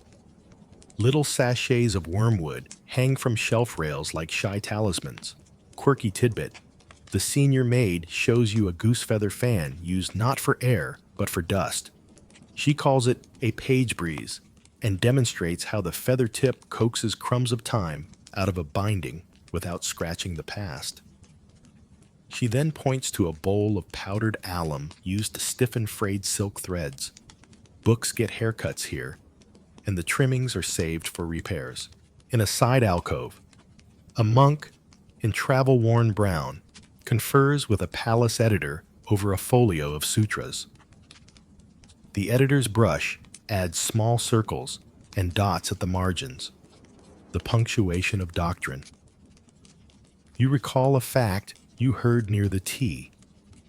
In the Kaiyuan era of Tangshuanzong, a great Buddhist catalog was compiled to survey what texts were genuine and which were the literary equivalent of a knockoff fan.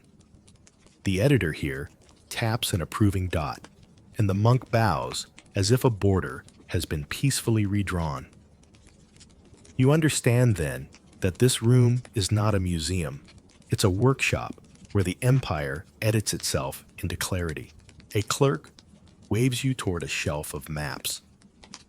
They are narrow rivers of silk, painted with ink faint as breath, whose mountains stack like the ribs of a sleeping dragon. One map smells sharply of resin. A note tied to its dowel reads, "Re-varnished in last rain," as if the weather itself sat for the portrait.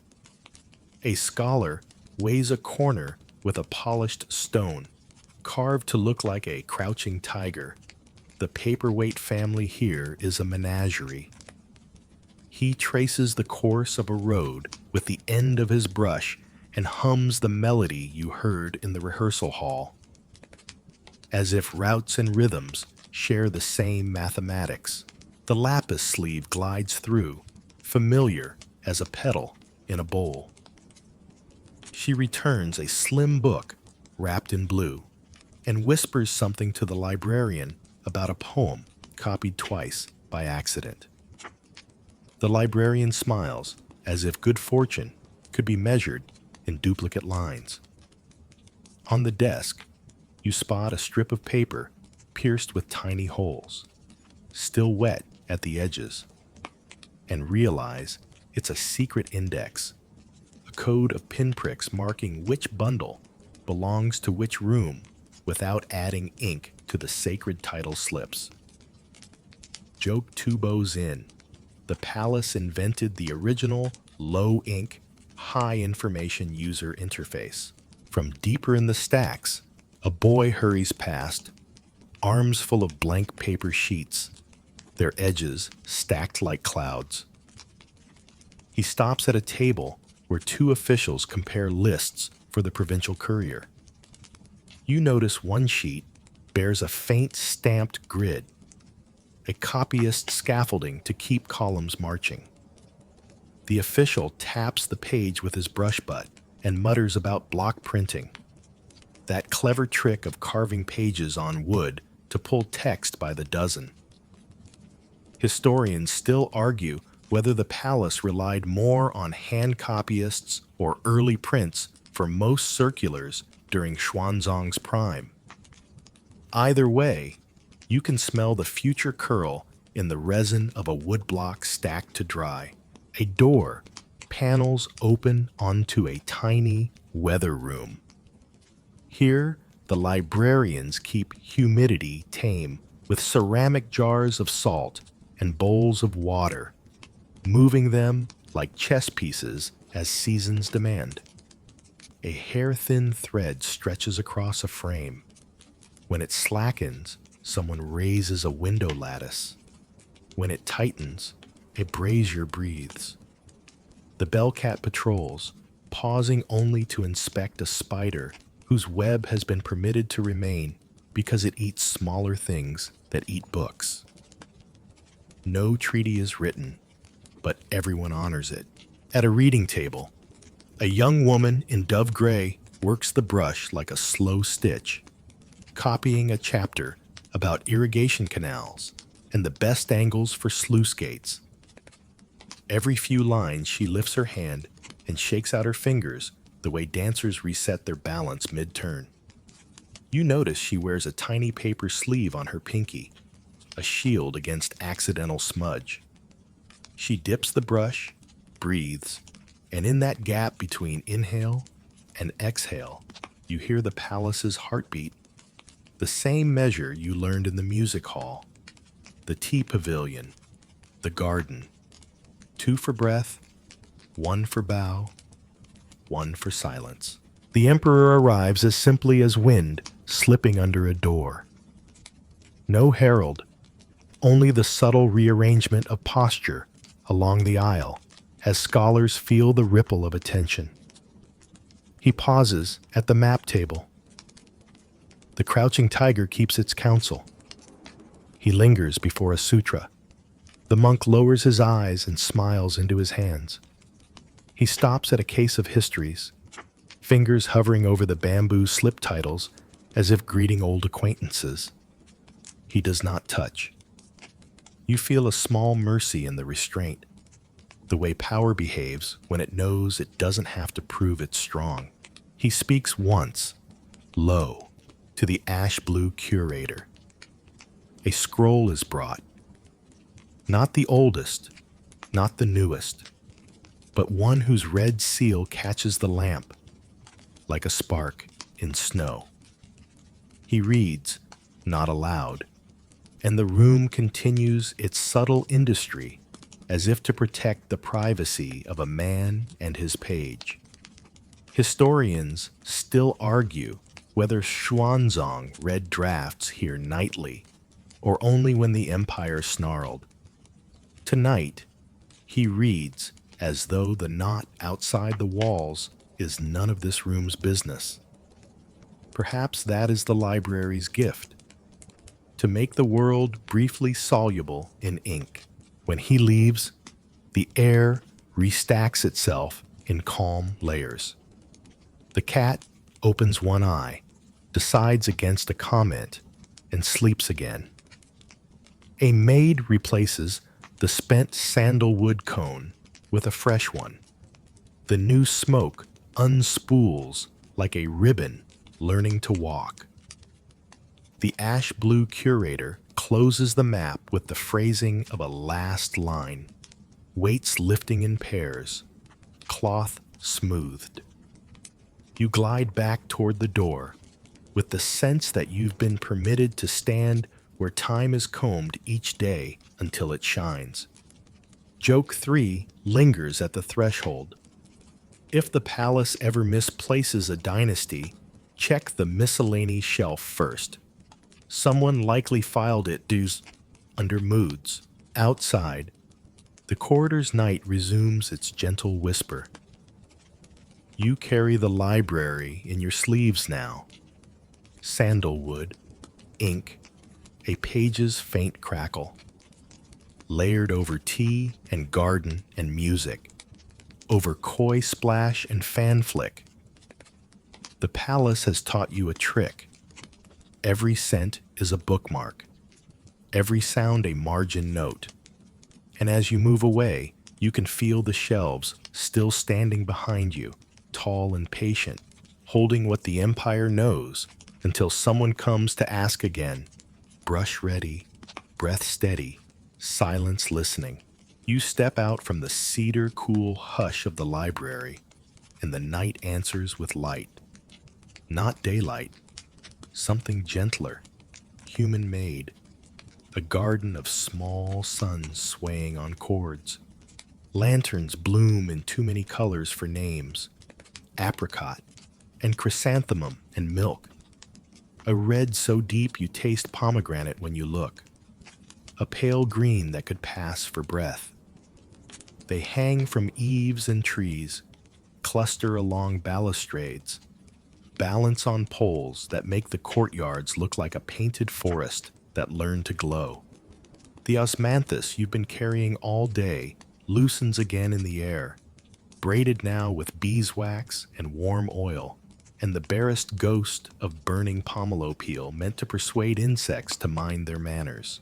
The emperor walks ahead of you with the unhurried certainty of someone who knows where the best light will be. Two attendants carry tall lanterns whose silk is so thin the candle within shows its heartbeat. You follow across flagstones that have lost their daytime glare and learned a lacquered calm. Overhead, someone has strung a river of tiny lights to lead the eye toward the north court. So many that you don't need the moon to find your way. Though the moon, sulking a little, comes along anyway. A mainstream anchor alights on your shoulder. On the 15th night of the first lunar month, the Shangyuan, or Lantern Festival, Chang'an famously lifted curfew and flooded itself with flame. Inside these walls, the custom distills into elegance, but the impulse is the same. Let night bloom and dare time to keep up. Historians still argue whether curfew was lifted every year without fail, or only in reigns like Xuanzang's when the empire felt roomy and sure of itself. A lantern tower stands in the central yard, taller than you expected. A wooden skeleton dressed in silk and mirrors so it looks like a pagoda pretending to be a star. Stairs thread up the inside. Attendants climb and settle candles with the focus of surgeons and the balance of tightrope walkers. Mirrors splash the light back at itself until it becomes conviction. At the tower's foot, a craftsman adjusts a clever windscreen, a collar of thin mica panels, so a breeze can flirt without snuffing the whole performance. He grins when the flame holds. Joke 1 taps your sleeve. Somewhere an inspector from the Office of Sensible Lanterns is stamping this with approved for awe. Along the veranda, lanterns arrive like guests with perfect timing. Some are painted with plum and peony, others with mountains and boats. A few with faces that look ready to tell what they've seen. A maid holds one made from mulberry paper, stiffened with fish belly glue, so translucent you can spy the brushstrokes. Each petal a fingerprint of the person who painted it. Another carries a revolving model, heat lifting the inner veins so shadows of horses gallop round the silk. A boy in courier blue demonstrates, proud as if he invented torque. He didn't, but he's friends with it. You lean over a balustrade, and the koi pond returns your look as a simplified sky. Lanterns rippling into commas. Remember their punctuation? And the fish rise to inspect these new moons.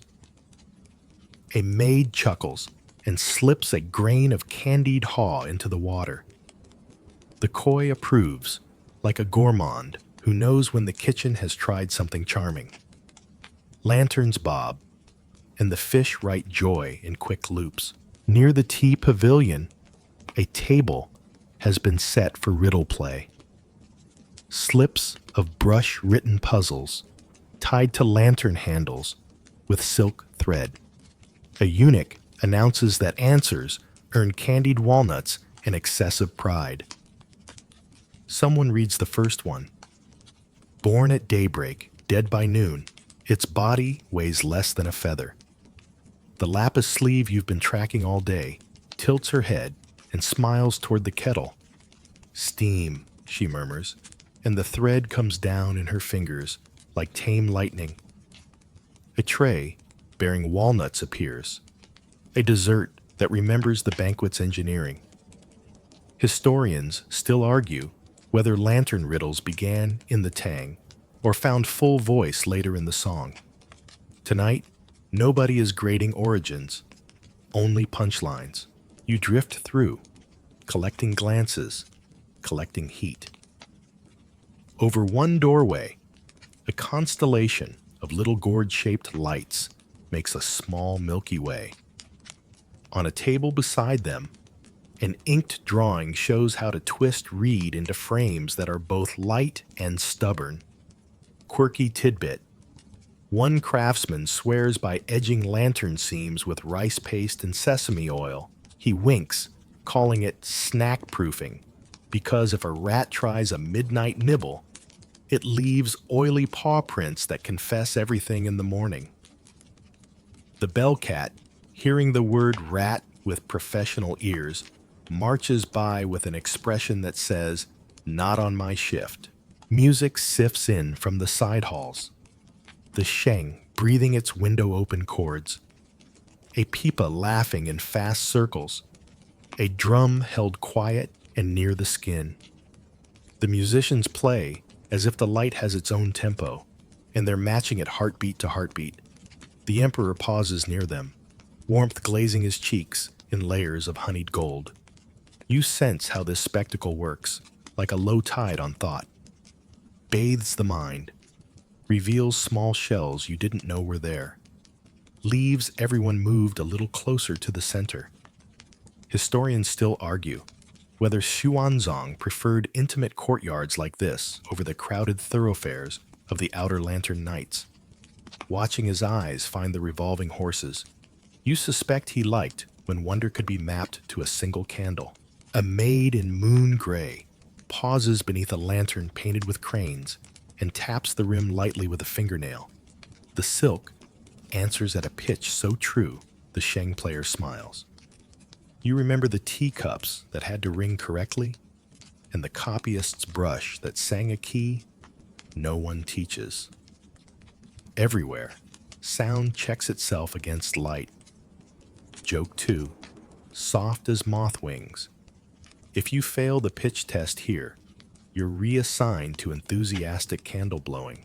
The tower brightens another level. The courtyard breathes in. Right then, a wind slides down the roof, bold as a child, and several lanterns tilt dangerously. In one motion, 2 attendants steady poles. A third flicks a windscreen into place, and a fourth cups a hand around a flame, the way you cup a friend's ear to tell a secret. The light holds. The courtyard exhales. You feel your own ribs do the same. By the koi bridge, small lanterns float on the water. Lotus-shaped boats with tea lights in their hearts. A maid lights them with a taper that spits once like a cat disagreeing, and then behaves. Each boat sails a sentence or two before finding a current and joining the pond's slow conversation. You crouch and send one out yourself, setting it free with a push no stronger than a thought. It drifts toward another, and the two travel side by side, whispering things you'll never hear. The emperor gestures, and a narrow gate opens into the outer court, where a taller tower waits, the kind that tries to put the moon out of a job. Lantern peddlers would shout here if this were beyond the walls. Inside, the voices are kept low, but you sense the city mirroring you on the other side, an unending necklace of light. Someone nearby quotes a couplet about the 15th night crowd, and someone else answers with an echo that swaps city for garden. They both fit. That's how festivals work. They scale. You stop at a table of small, clever things. A lantern with a painting of plum branches that appears to bloom when the wick is raised. Another that holds a tiny water wheel inside, so shadows of ripples glide across the silk. Another with mica windows, so a candle's breath turns ragged wind into clean light. The artisan demonstrates with the proud humility of a person who knows how much failure is hidden behind every success. He offers you the string to pull. The tiny wheel spins, and the shadows begin their soft procession along your sleeve. Joke 3 bows with a flourish. Congratulations, you're officially operating heavy whimsy. In the corner, a priest from the mountain temple you'll visit later stands with a thin lantern painted only with a circle. No mountains, no blossoms, just a moon on paper. He holds it like a reminder and smiles at the overstated tower, not unkindly. A servant slips a stick of incense into the sand at his feet, and the smoke twines with lamp heat until neither knows who started the dance. The hour drifts. The tower reaches its full blaze, and then steadies. A breeze carries the distant thump of the outer wall's drum, softened to a heartbeat. You realize you've been walking all night inside a poem the balcony started writing, and the garden and tea and library took turns finishing. When the emperor moves again, you move. One more slow circuit, one more look at the koi's traveling moons, one more test tap of silk that rings politely and says yes. Light climbs the tower, finds the roof line, and cautions the stars to make room. For a while, everyone obeys. You file the scene the way the library taught you. Scent bookmark, beeswax, pomelo peel, extinguished wick, sound margin note, shivering silk, shencord, fish pop, touch footnote, warm pole, cool rail, breath against your palm when you protect a flame. Later, when the tower darkens one level at a time, and the night returns to its natural dark, You will remember how the lanterns taught the courtyard to inhale and exhale like a sleeping thing. Tonight, you learn the trick yourself. You breathe, and the light breathes with you. The last lantern glow thins into silver as you follow the Emperor along a moon-wet path, away from the clustered voices and toward the parts of the palace where night doesn't need company. The flagstones here are cool under your feet. The joints between them threaded with tiny moss that smells faintly of rain. Somewhere ahead, water is moving. Not the splash of the koi pond, but the deeper hush of a larger pool drawing its breath. The walkway dips under a carved arch, its beam painted with cranes that seem to sleep on one leg. Beyond, the koi ponds stretch wider, their surfaces silvered into mirrors. The moon rides there twice, once above, once in the water, while pale ripples from an unseen fish give it the look of a thought interrupted. The Emperor slows, his hands folded behind his back, robe brushing the planks with a sigh like turning a page. Two attendants drift at a respectful distance, silent except for the occasional squeak of a sandal sole. A mainstream anchor surfaces in your mind. The Tang taste for moonlit strolling was half aesthetic exercise, half political theater. The ruler seen walking in quiet harmony with the night signaled an empire in order. If there's time to admire the moon, surely there's no fire at the borders. Historians still argue whether Xuanzong's late-night walks were staged for eyes within the palace, or simply for himself.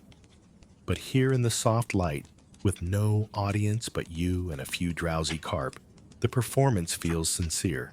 He pauses at a stone bench, facing a cluster of flowering jasmine. The blooms are open wide, their perfume so steady it feels like a kind of temperature. The scent threads through the cool air, catching on your sleeves the way incense clings to silk. You watch his eyes rest there, as if the blossoms were old advisors whose counsel is best given silently. A maid kneels by the bench and sets down a small porcelain cup. The steam from whatever's inside curls away before you can smell it. From somewhere farther off, the faint clack of a wooden water wheel, each dip and lift met with a sigh of falling water.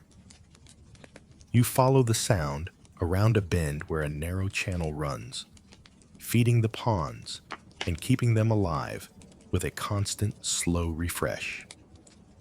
A quirky tidbit you've overheard earlier in the gardens returns. Certain ponds are stocked with tiny shrimp, not for eating but for cleaning, the unseen servants of the water. The pond here glints with small, quick shadows just under the surface. You imagine their work is never done. A white heron stands at the far edge, neck drawn in, watching for movement. The moonlight picks out each feather's edge until the bird looks like a cut paper silhouette.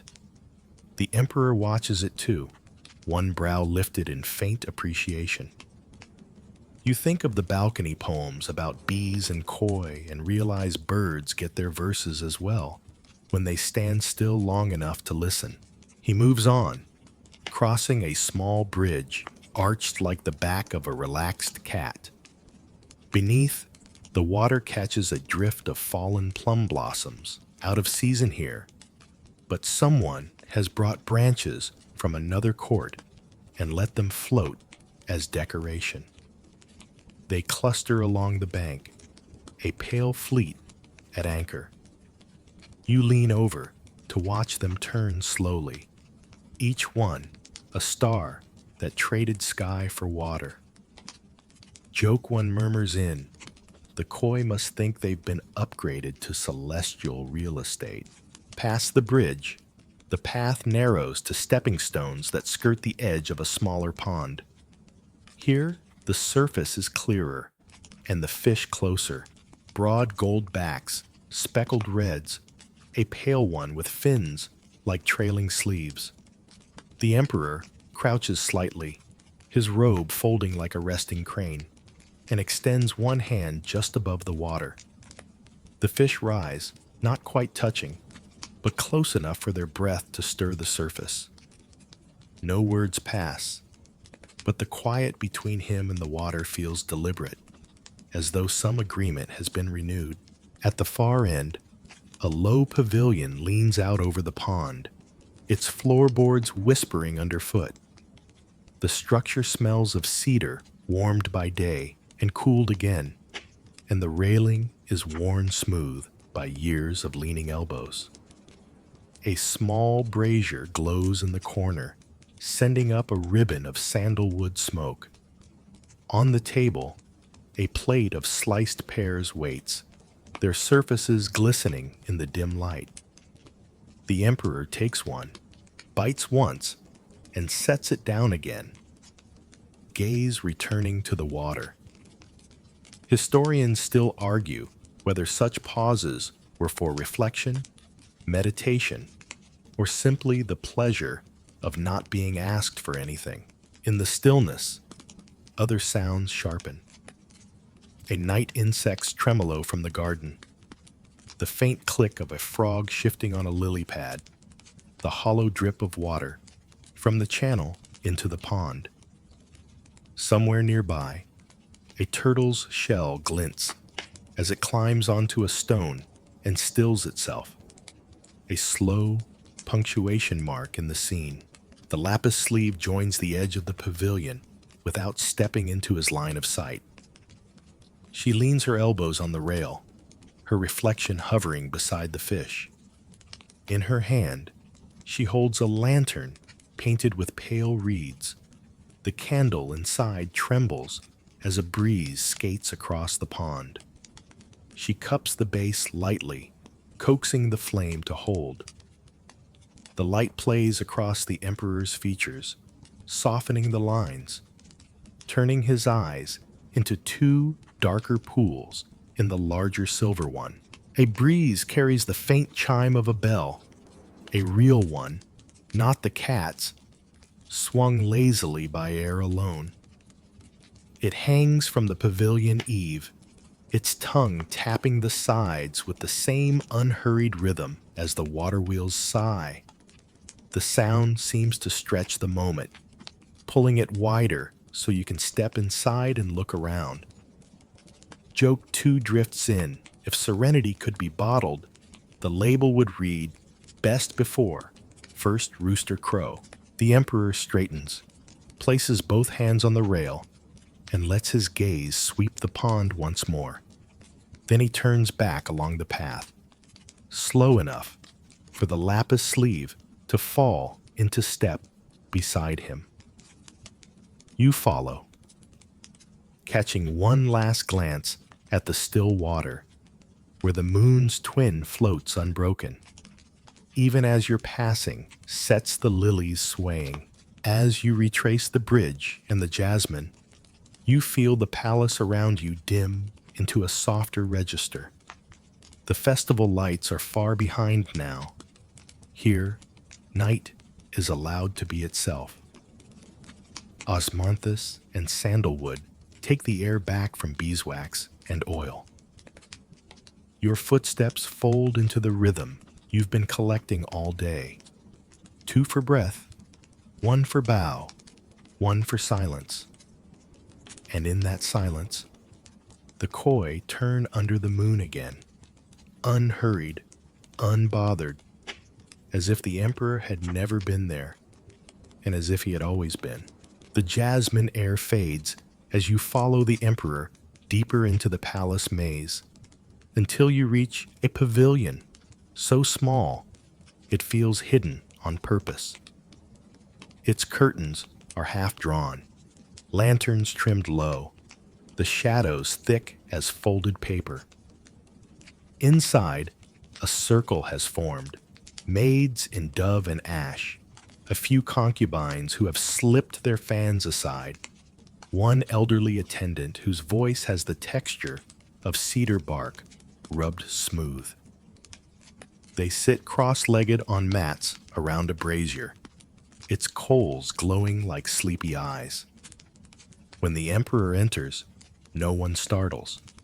He simply lowers himself onto a cushion with the weariness of someone grateful for a story rather than a report. Once, the elder begins, a carp leapt high enough to mistake a star for its own reflection. Her voice is cracked silk, carrying the authority of memory but softened into lullaby. A quirky tidbit slides in. Some palace storytellers deliberately roughen their voices with smoke or vinegar to sound older, believing gravel held listeners longer than velvet. Whether this woman's rasp is craft or time, you can't tell. Historians still argue whether palace fables were licensed as official entertainment or tolerated as harmless embroidery. But tonight, the line vanishes. This is literature smuggled into the spaces between duty. The circle leans closer. A maid pours tea into cups small as walnuts, the steam barely visible against the dark. The story meanders. Carp become dragons. Stars become wells. Emperors become children, trying to catch fireflies in jars. You feel your own lids grow heavier, not from boredom, but from the storyteller's cadence, which smooths every moment like a thumb over worn jade. The emperor closes his eyes once, opens them again, and you realize even rulers crave to be carried rather than carry. The bell cat prowls the edge of the circle, tail upright like a punctuation mark that refuses to retire. At one point, it sits directly on the storyteller's cushion. She does not move it, only incorporates the weight into her rhythm, her palm resting lightly on its back. Joke 1. Congratulations. You found the only performer who can upstage royalty by purring. The tale drifts into rivers, mountains, the origins of a certain plum blossom said to have bloomed from a poet's sigh. Someone in the circle nods off, head tilting against a sleeve. Another hides a yawn behind her hand. The elder does not mind. Drowsiness is the victory she aims for. In fact, she slows her words further when she notices eyes heavy, as though her job is to ferry everyone across a river into the first dream. A mainstream anchor swims up in the quiet. During Xuanzong's reign, storytelling and song thrived in the Pear Garden Academy, blending music, narrative, and gesture. Even outside formal theater, the court borrowed these cadences for nights like this, using fables as gentle mortar between the bricks of protocol. You see it here, empire taking off its shoes at the door, choosing myth over decree. She shifts into another tale, this one about a monkey who argued with the moon's reflection, claiming the water's copy was brighter. The circle chuckles softly. One maid offers, "Sounds like my cousin," then clamps her lips, realizing she has nearly broken the invisible rule against personal asides. The elder only smiles and continues, letting the laughter hang like incense before moving on. Joke 2. Somewhere in Chang'an, an actual monkey is offended at the misrepresentation. From the corridor, the sound of distant drums marking the quarter-hour filters in. But the story ignores time. Here, narrative is clock. Breath is measure. You notice how each pause lets the brazier's crackle step in like a sidekick, how each inhale cues the faint whistle of the kettle. Even the lanterns sway at moments that feel rehearsed. It is choreography, invisible and exact. The lapis sleeve, sitting nearer the emperor, cups her chin in her palm, her fan forgotten in her lap. You see how her gaze stays not only on the storyteller, but on his profile, searching his expression for those small flares of amusement or reflection. This, too, is a story, the unspoken dialogue between listener and watched. Historians still argue whether such evenings fostered real intimacy or only rehearsed proximity. Watching his faint smile at the carp who mistook the star, you think, perhaps both. The elder concludes, not with a moral, but with a sigh, shaped like a closing door. She dips her head, her silver hair catching the firelight like a last spark. Around her, the maids breathe deeper, slower, their cups half empty and forgotten. One gently tips over, asleep, her cheek against a folded sleeve. No one wakes her. The emperor rises quietly, a shadow disentangling from the circle, and those still awake lower their heads in acknowledgement. Quirky detail.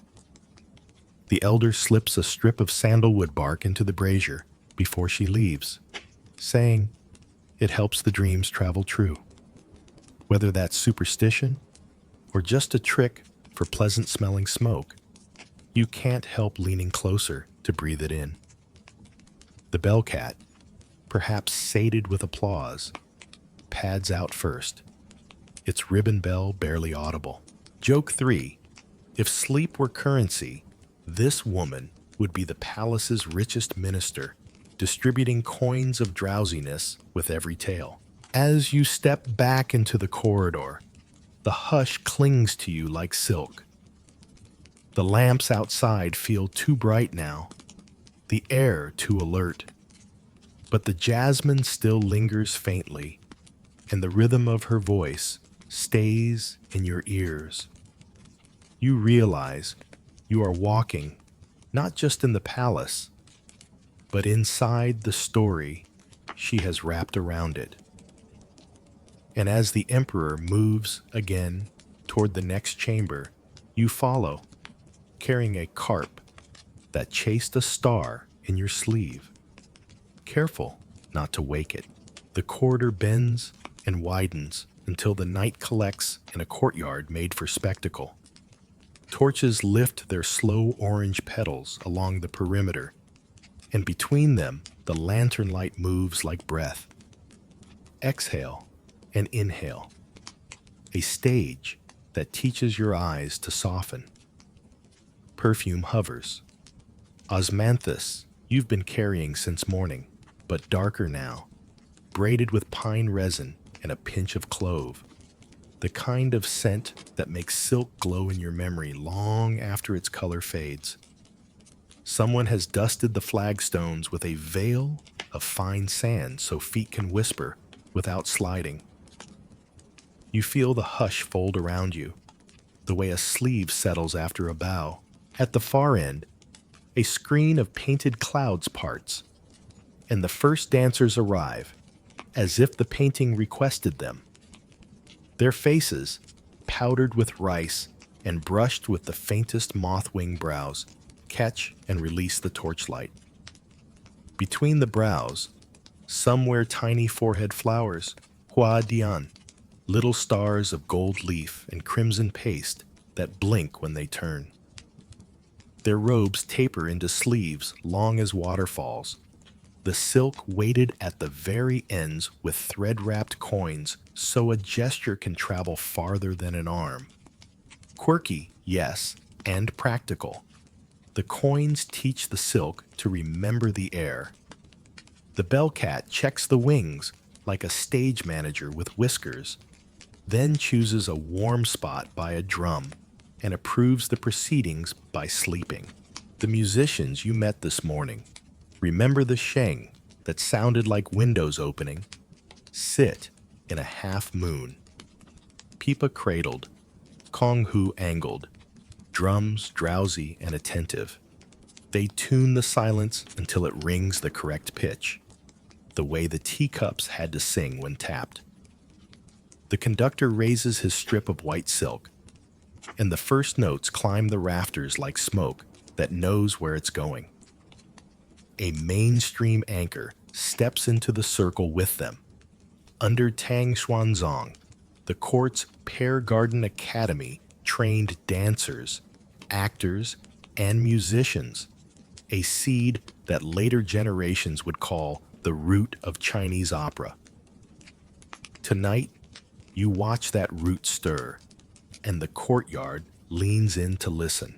The piece is Rainbow Skirt, Feathered Coat, Nishang Yu Yi, its name already a costume. Historians still argue whether the melody was Xuanzong's own composition, inspired by a dream of star palaces, or an attribution embroidered by centuries of enthusiasm. Either way, the music moves as if it remembers constellations. Dancers tilt their wrists, and sleeves answer with color the way Koi answered crumbs. Quick, sure, pleased to perform without admitting it. Then come the faces and masks. Painted brows and lips become cranes with one tilt of the chin. Phoenix eyes arrive when a dancer lowers her lids and lets the torch cut a warm crescent along the cheek. Masks embroidered with feathers and silk thread appear, some smooth, some beaked, some like little storms stitched to fit a face. When they slide into place, people slough off like old seasons, and the creatures begin. A phoenix dips to sip from the sheng's cords. The crane listens to the guqin's very soft opinions. A cloud unspools from a dancer with a veil of gauze that takes the torchlight and turns it edible. Joke one flutters in. If calories were measured in shimmering, this courtyard would be sinful. Costumers run the wings like a tiny kingdom. One adjusts a kingfisher feather hairpiece, Tian Cui shimmer without shouting, while another powders a mask with ground pearls to keep the embroidered threads from snagging on skin. A tray of spare sleeve weights waits, each wrapped in silk the color of a well-kept secret. You glimpse a tiny brazier under the stage's edge, where pine resin smokes through a funnel. Its breath is guided by a screen, so the cloud dancer always walks in her own weather. Historians still argue whether such stagecraft belongs to palace invention or traveled in with Sogdian performers along the trade routes, but the effect here is older than the debate. A person opens their arms, and suddenly the world has altitude. The emperor sits just inside the torch line, neither hidden nor spotlighted. Lapis sleeve 2 cushions down, like a small comet in steady orbit. He watches not as a judge, but as someone who knows the choreography in his bones. Maybe from the nights he walked the music halls alone, counting beats on the arm of a chair. When the phoenix circles and descends, he smiles the way he did at the bee in the garden, the way you hoped he would at the balcony's beeline poem. You realize his preferences rhyme with themselves, small glories repeating until they feel like truth. A single dancer enters, masked as a crane, white silk talking to gravity in gentle persuasion. Her ankles ring soft, tiny bells tuned to match the drum's heartbeat, so no sound argues with another. She draws a landscape with her arms. Bank, reed, gust, lift. When she extends her leg and tilts her head, the courtyard breathes out together. Even the torches lean a little, as if warmth prefers to face precision. A sleeves coin taps exactly once against the floor, and the tap is both accident and punctuation perfect. Joke two-tips its fan. Somewhere, a scribe notes, excellent footnote. Between dances, the musicians trade center stage to a pair of masked mimes who tell the story of a carp bragging to a star, the storyteller's legacy drifting forward like a lantern boat. Their masks, embroidered mouths frozen mid-brag, eyes set hilariously wide, tilt and bob while the pipa chuckles. The carp learns humility when it jumps and lands, of course, in a bucket. The audience's laughter is careful but real. Even the lapis sleeve hides an unroyal grin behind her fan. The mimes take a bow so low their masks almost meet their knees, and someone in the musician's row snorts softly, then smothers it under a drum roll. Makeup trays pass in the wings with the authority of medical kits. Rice powder, safflower rouge, soot black paste for lashes, a little pot of clove oil for breath, because close dancing is diplomacy. A dresser dabs a dot of cinnabar at the corner of a dancer's eye, a signal for mischief in tonight's story, and taps her cheek twice for luck. Quirky tidbit the dresser shares without looking up. Some sleeves are lined with paper, so their rustle carries to the back row like wind in bamboo. The better the paper, the better the weather. You make a note to listen, and when the sleeves later sweep the air in a slow arc, you hear it. A perfectly placed hush. The cloud sequence begins with 5 dancers, masked in gauze, so fine it turns breath into visible patience. They move as a single organism, shoulders a fraction ahead of hips. Hips half a heartbeat before feet. The sheng lays a floor of eternal sunrise. The konghu falls in drops like respectful rain. The drum keeps time, the way a riverbank keeps a river. Historians still argue whether palace dancers trained first in solo precision or group trance, whether you learn the cloud or become it. Watching them, you suspect the lesson is simply don't fight the sky.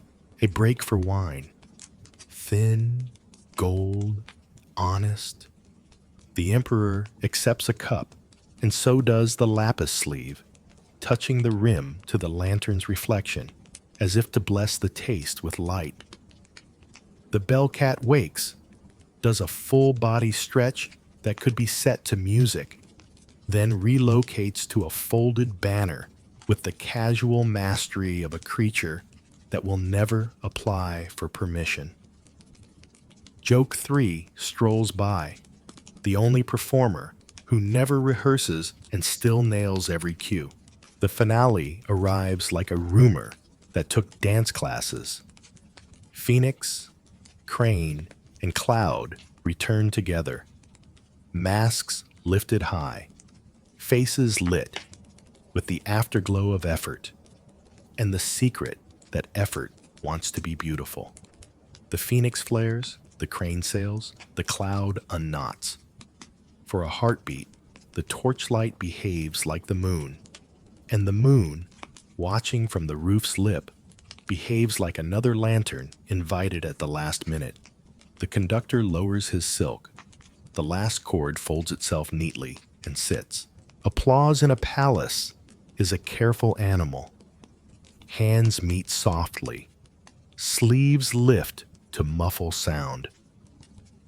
The emperor inclines his head, and the difference between approval and gratitude collapses into a single, private nod.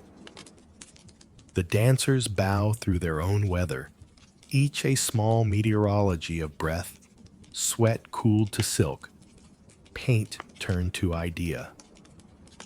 You smell clove and resin, rice powder and pine. You hear the paper-lined sleeves set down their last whisper.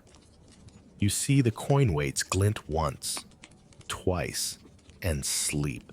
As attendants clear the sand in a broad, practiced swirl, You feel the performance keep resonating in the flagstones, the way the guqin's harmonics lingered earlier in the corridor, the way the tea's aftertaste kept your mouth honest.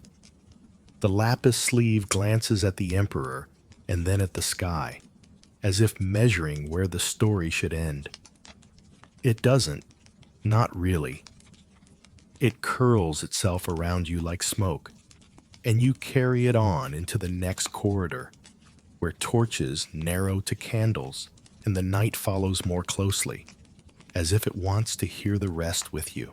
Dawn will be late to this party. You leave before it, riding in a hush that belongs to mountains. The palace loosens its hold with a soft clack of the inner gate, and the road tilts toward the dark line of peaks that have been watching Chang'an since long before anyone called it Chang'an. Hooves scuff old stone, lanterns on long poles bob like tame meteors ahead of the procession. The air thins and cools until the osmanthus you've been carrying all day becomes an aftertaste rather than a perfume. Beside you, a mule cart creaks with offerings, bolts of silk, jars of oil, a tray of pears wrapped like newborn moons. The emperor rides quiet, robe layered for travel, reed color over yellow, like modesty folded over power so it won't snag on brambles. The city falls behind at the pace of breath. Fields sleep. A canal tugs moonlight along like a silver rope.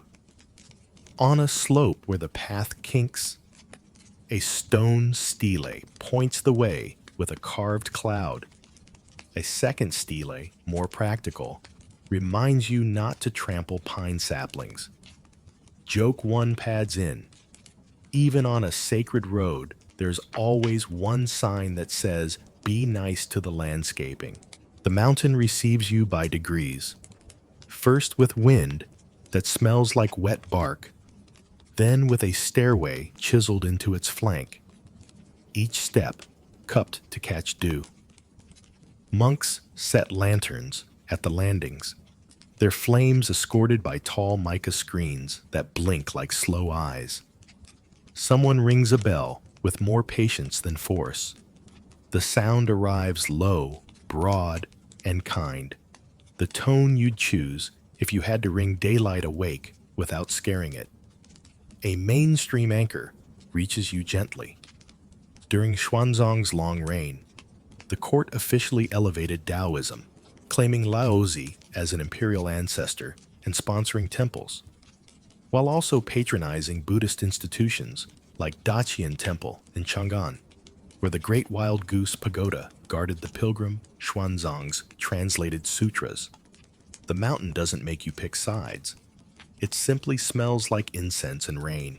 At the gate, two guardians crouch in wood and paint. Lively eyes, mouths mid-syllable, as if debating whose job it is to keep out weather. A novice bows you through into a courtyard where pines hold the stars at elbow height. The roof tiles here are darker than palace green, glazed to drink night rather than reflect it. Incense coils hang from rafters like sleeping serpents. A monk in ash gray tips a brazier and feeds it a pellet the size of a date. The smoke climbs like a ribbon learning to speak. The pellet's label, really a scrap of mulberry paper, says aloes wood, rain harvested. You taste the ocean far away. Maritime roots, you think, tugging scent upriver into the empire's lungs. On the left, a side hall keeps its own small weather. A Taoist priest with a beard composed like a poem inks a talisman on yellow paper. Brush breathing out of the wrist. The ink smells faintly of persimmon juice. He explains it clings to paper without bleeding when night air gets bold. He seals the slip with a red square and sets it in a tray where other characters sleep upright like rows of very responsible soldiers. In the main hall, a Buddhist abbot murmurs morning chants, the words hugging the incense smoke and letting themselves be carried. Historians still argue whether nights like this were meant as displays of ecumenical harmony or simply the practical truce of an emperor who loved both music and silence. The mountain, again, refuses to testify. An attendant offers you a sliver of joss cake to crumble into the brazier. You do, and the smoke rises thicker for a breath, writing a more confident line across the rafters.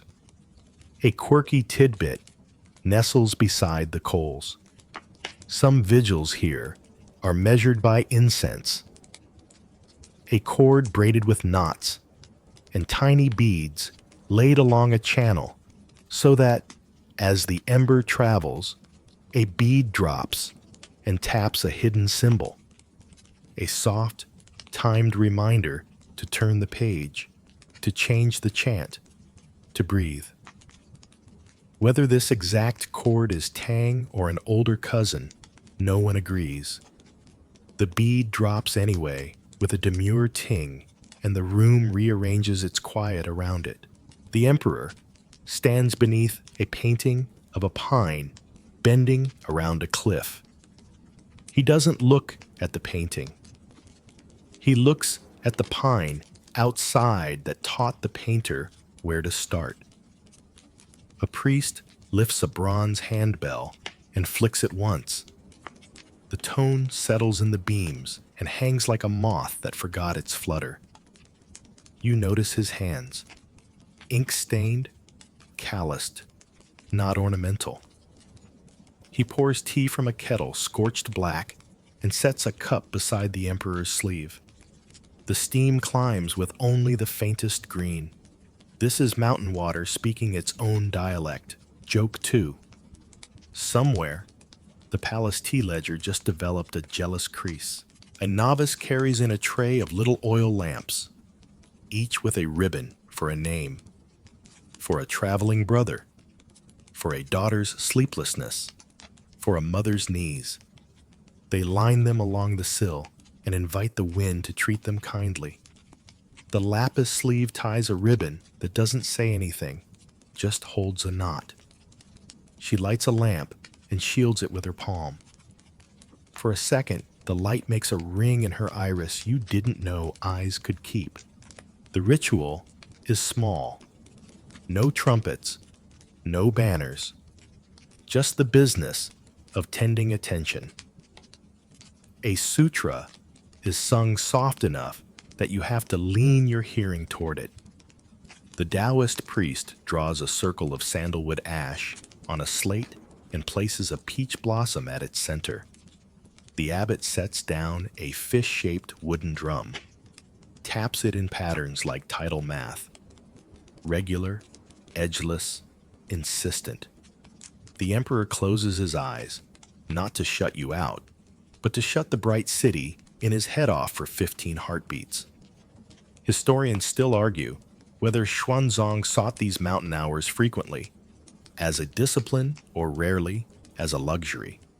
His shoulders, when they lower a notch, say only that they approve. Wind moves. The bells answer. Somewhere in the dark, a deer steps and reconsiders. In the hall, the smoke leans toward a crack in the lattice and writes a brief letter to whatever is outside. Possibly the stars. Possibly pine cones. You think of the library's hair-thin humidity string and the tea pavilion's ledger of waters. Here, the instrument is draft. The monk adjusts a panel with 2 fingers, and the smoke sentence straightens. At a side altar, a votive plate of fruit keeps the room honest. Pears, a bowl of dried longan, and a small pile of preserved plums sit with a dignity that laughs gently at banquet towers. A novice edges closer and, when no one is looking, rearranges the longan into a small constellation. That might be the Big Dipper, if the Big Dipper were feeling whimsical. Joke 3. Congratulations. You've witnessed astronomy by snack. The climb to the rear terrace is brief and steep. Stone steps stitched with moss. A rail polished by sleeves. Up there, the temple forgets it is building and becomes balcony. The world spreads out. A darker sea with the suggestion of waves where ridges run. And the city, very far, a handful of cooled embers. The emperor stands with both hands on the rail, and the lapis sleeve takes half a step back, making space for whatever he needs to see. He says nothing. You do too. Nothing, which is the correct number of words for this view. A monk joins you, shoes whispering, and points to a shadowed crease where the ridge folds in on itself. He tells you a spring rises there that never freezes, and that in deep winter, steam writes characters over it no one can read. Perhaps the mountain tells jokes we're too serious to hear, he says, and smiles as if scolded by kindness. Down in the main hall, another bead drops along the incense cord. Time steps lightly forward. On the way down, the bell rings again, and the vibration talks to your bones in a language older than your posture. The emperor accepts a sprig of pine from the priest, tucks it into his sleeve, and bows the measured bow of a man who knows how to let thanks weigh enough. The gates give you back to the path, hooves finding their alphabet again on the stone.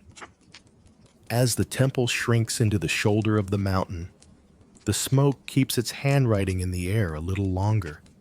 The single sentence you can still read from the road. Breathe, and then breathe again. By the time the outer walls of the palace swell up from the dark like a tide returning to claim its shore, your own breath has learned the bell's pace.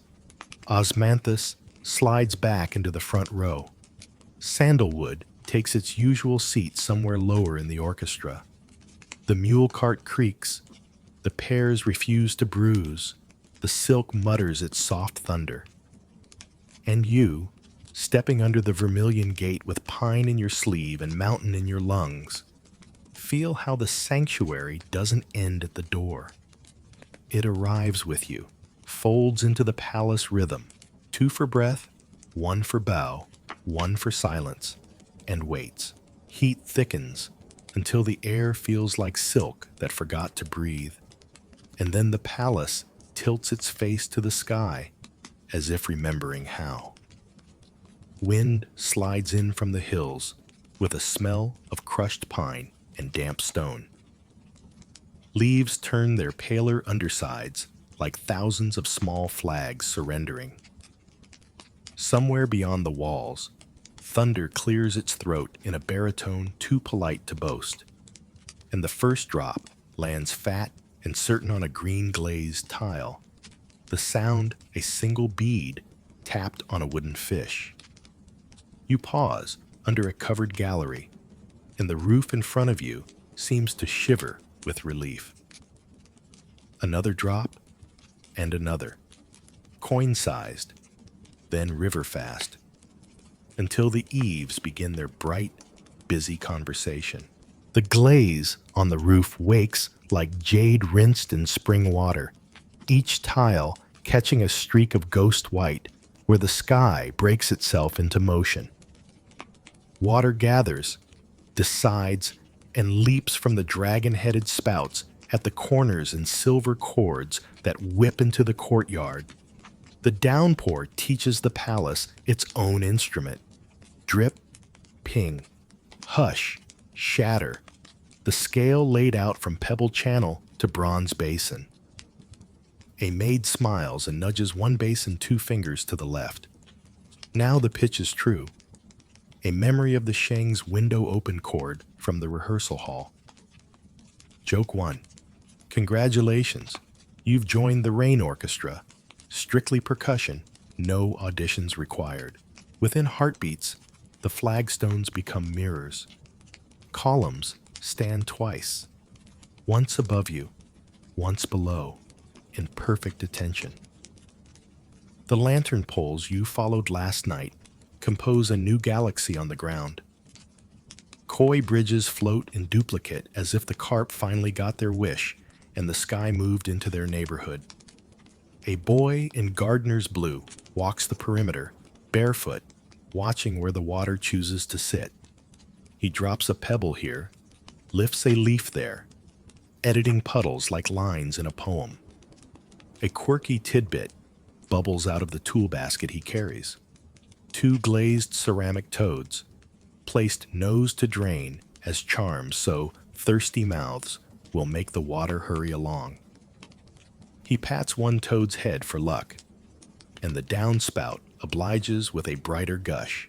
From your shelter, you watch the courtyards shift into rain gear without panicking. Bamboo blinds drop with the soft whir of 1,000 paper fans closing. Cushions lift and vanish along dry corridors in a parade of folded clouds. A pair of eunuchs appear with straw rain capes, coarse, shining like bronze wheat, while another team ferries in oiled paper umbrellas, their ribs clicking open like small, polite vertebrae. The bellcat inspects a spreading puddle with dignified horror, tests it with one paw, and then declares the inspection complete by retreating to a sill exactly 3 raindrops outside the splash zone. Joke 2. Palace policy clearly states that all puddles must be supervised, but not by the supervisor's feet. A mainstream fact steps in with the rain. Tang imperial architecture ran on gravity and foresight. Broad eaves to cast water beyond foundations, slightly raised courtyard centers to coax runoff toward pebble drains, and ridge beasts like Chiwin swallowing water at the roof ends to symbolize a holdover fire. Historians still argue whether those roof creatures followed a strict code of rank under Xuanzong. How many, which shapes, which pavilions, or whether later restorers standardized what had once been more playful. Either way, when the dragon mouth spout roars, you feel protected by tradition and hydraulics at once.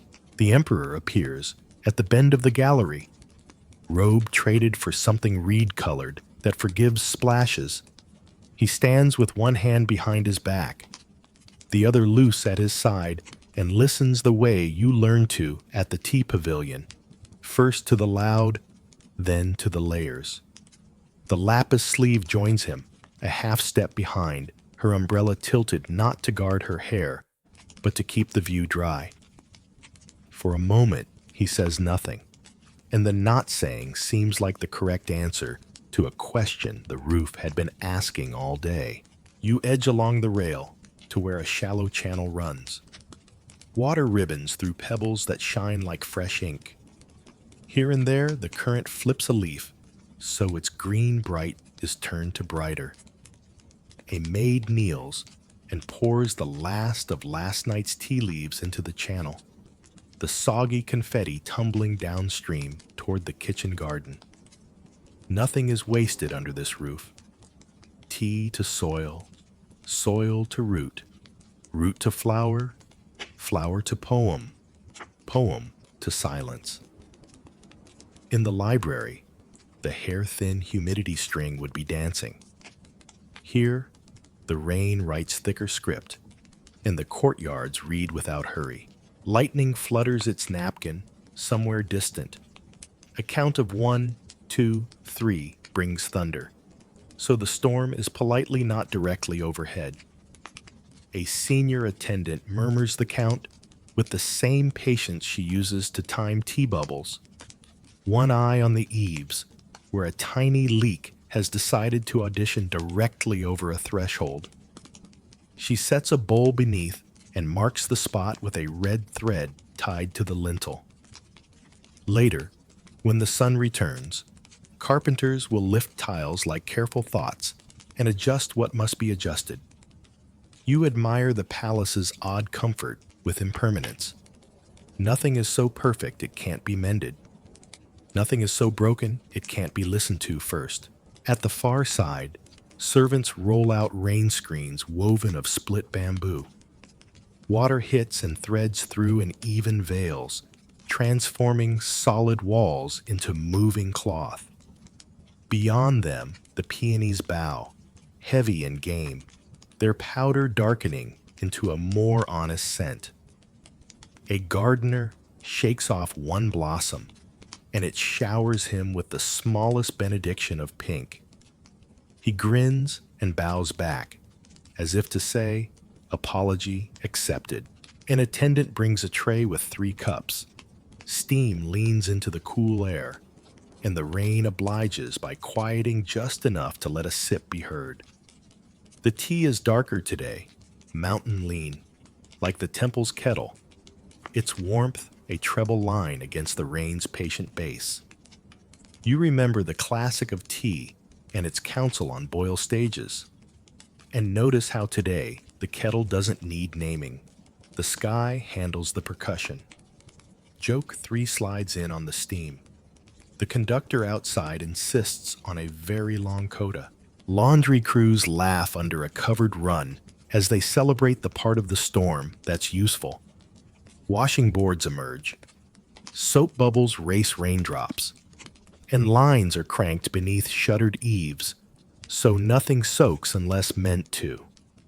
You spy one maid slipping thin sheets of mulberry paper into a tray to catch the fine spray. A paper sizing trick taught by a librarian who swears rain makes fibers lie flatter. Quirky, perhaps, but the sheets dry later with a skin-like smoothness that will make a brush sing. The storm fattens. The courtyards breathe deeper. Water under the bridges rounds off every angle of sound so that footsteps become the memory of footsteps. Voices, the thought of voices. The koi vanish and then reappear, like punctuation the page wanted to keep. The emperor steps forward, beyond the umbrella's lip, and lets 3 drops find his sleeve. There's the smallest nod, approval that doesn't require a scribe. When the rain tires of being rain and begins to consider becoming mist, the roofs let go of their last threads, one by reluctant one. The green glaze dulls to thoughtful. The bronze basins sing a closing note. Heat returns as steam, lifting the scents you've collected all day. Osmanthus turned cool, sandalwood turning shy, pine made sweet by the rinse. The galleries release their blinds upward. Cushions come back like tamed clouds. The bellcat resumes patrol at ground level, as if the puddles were paperwork finally signed. Sun edges out. Not a triumph, but a courtesy. Reflections thin, until they're only whispers around your ankles. Everywhere, small work resumes. Red threads knotted to mark a tile. Pebbles put back where they frame water best. A ceramic toad relocated to a new mouth that seems thirstier. The lapis sleeve closes her umbrella with a click that your ear files next to tea lids and inkstone taps. The emperor turns from the rail. He leaves behind a view that looks newly written, though the characters are the same. Roof, court, pebble, pool. You walk on, footfalls soft as the last drops, and feel the palace return to its measured cadence. 2 for breath, 1 for bow, 1 for silence. Rain taught the beat differently, but the song is the same. In your sleeve, the scent of wet tile and rinsed jade lingers like a marginal note. When the sky speaks, listen. When the ground answers, write it down with your feet. Winter arrives, not with a trumpet, but with breath you can see and footsteps that sound closer, as if the air has folded in to listen. Morning finds the courtyards sugar-dusted.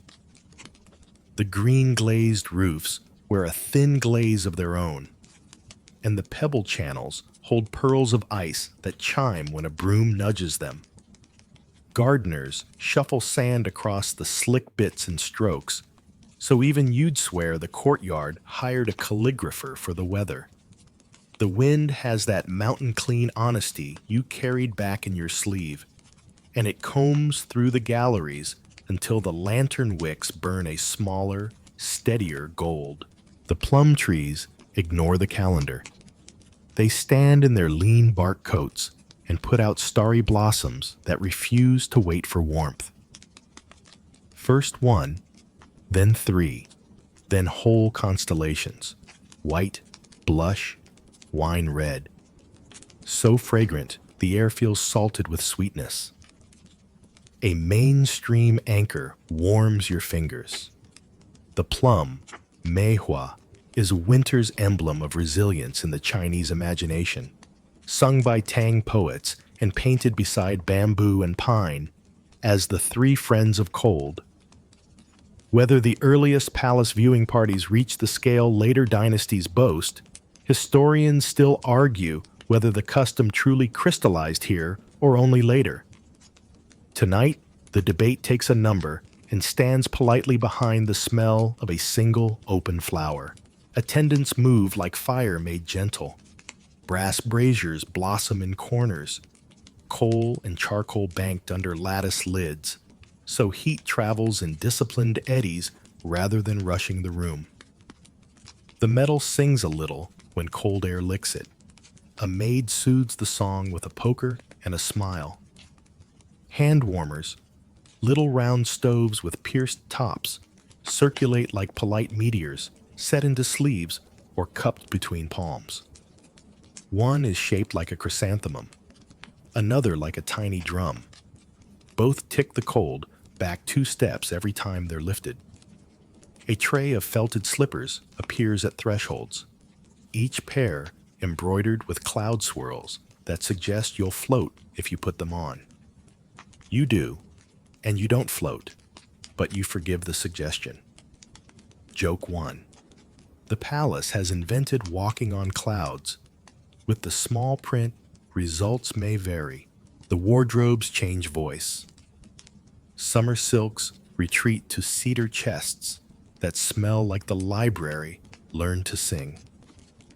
Out come winter layers, quilted jackets stitched into tidy diamonds, cloaks lined with soft fur at the collar where breath collects, hats padded just enough to dignify ears without treating them like radical ideas.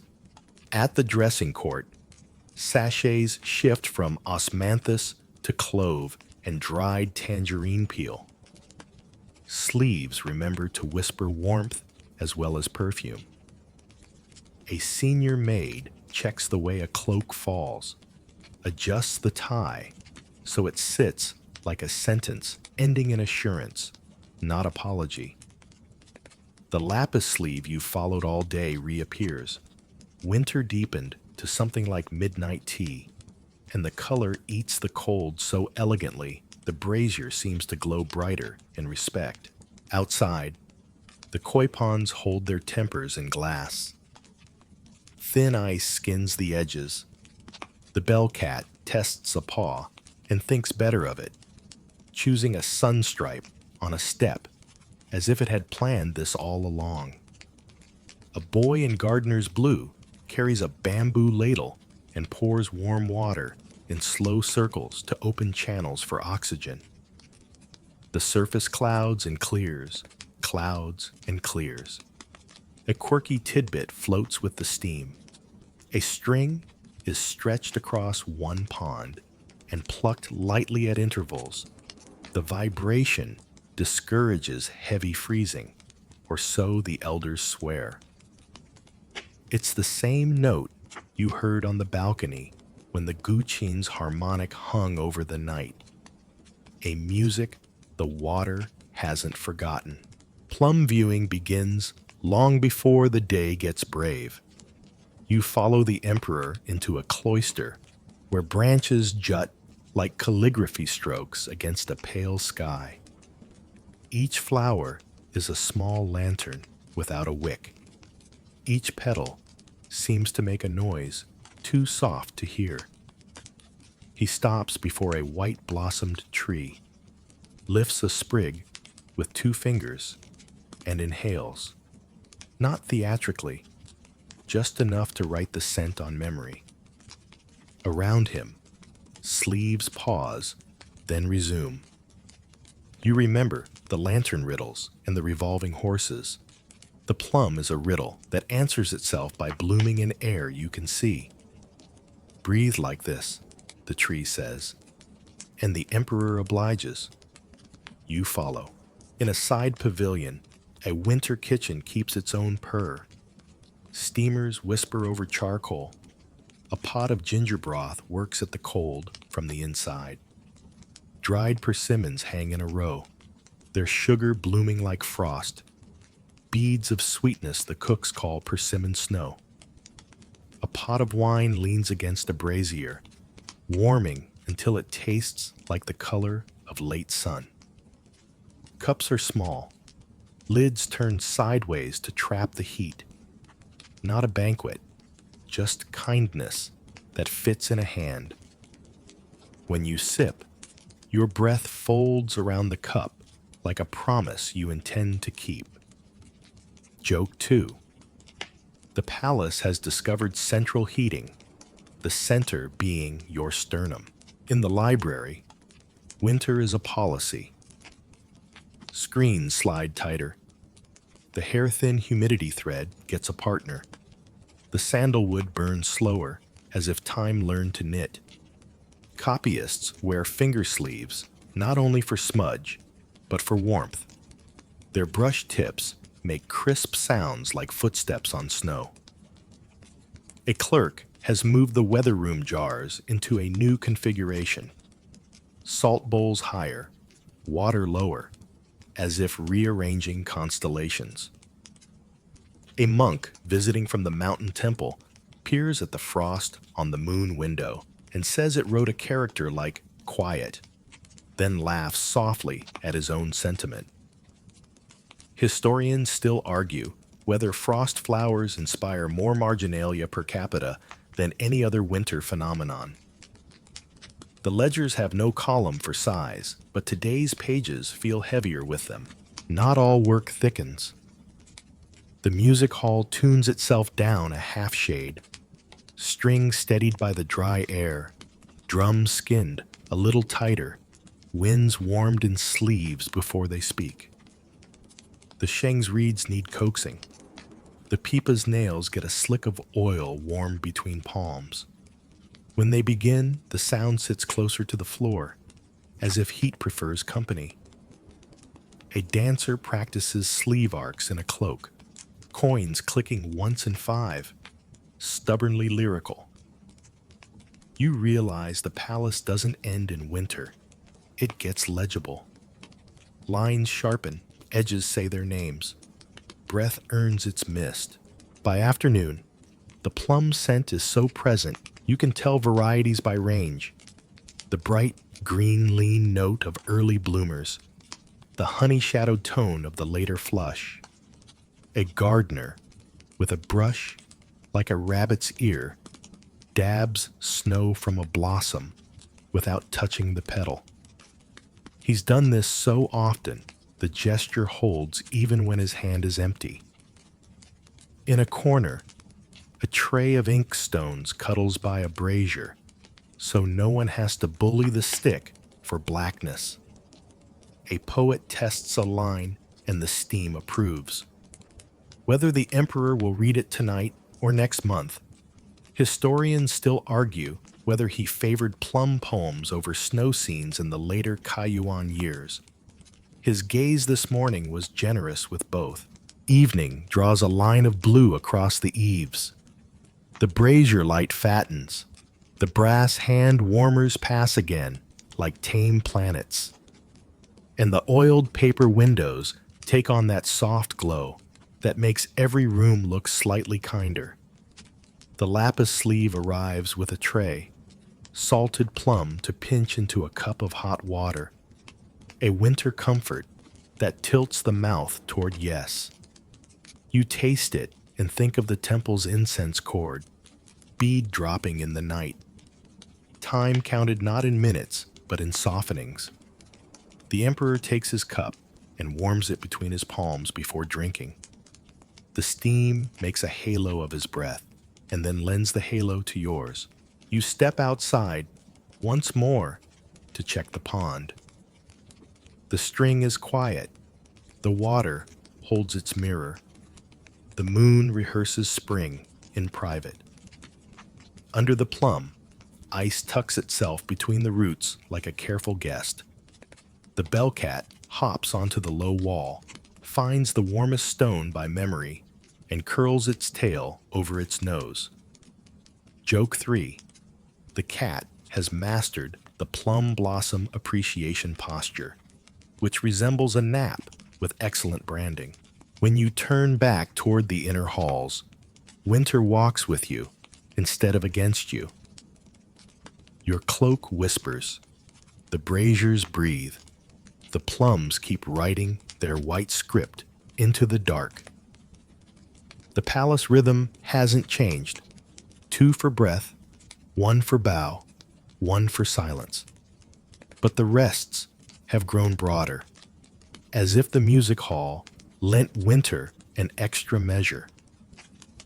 You carry the scent into the doorways like a polite rumor, and it settles around everyone's shoulders, the way a good story does when the night wants to be kind. The hour when most people sleep is the one when the palace grows its second skin. Lanterns have been trimmed low. Incense coils hang like patient snails in the rafters, and footsteps are so rare you can count each one. Yet tonight, the hush bends in another direction. The emperor does not sleep. You catch the whisper of his sandals in the corridor, reed-colored robe wrapped, but not belted, hair unfastened just enough to suggest the night was meant for bed until it wasn't. He moves with no ceremony, only 2 attendants trailing like commas, their oil lamps carving shallow circles into the dark. You fall in step as he turns toward the music hall, his shoulders tense in the way of someone who has counted too many thoughts. A mainstream fact surfaces. Insomnia in the Tang wasn't merely a private complaint. Medical texts advised mulberry infusions, acupuncture, even talismans under pillows. Xuanzang's sleepless nights are hinted in chronicles, though historians still argue whether they were true restlessness or court gossip embroidered for drama. Here, walking behind him, you feel it. Restlessness is a guest who refuses to leave. The hall opens with a sigh of lacquer and shadow.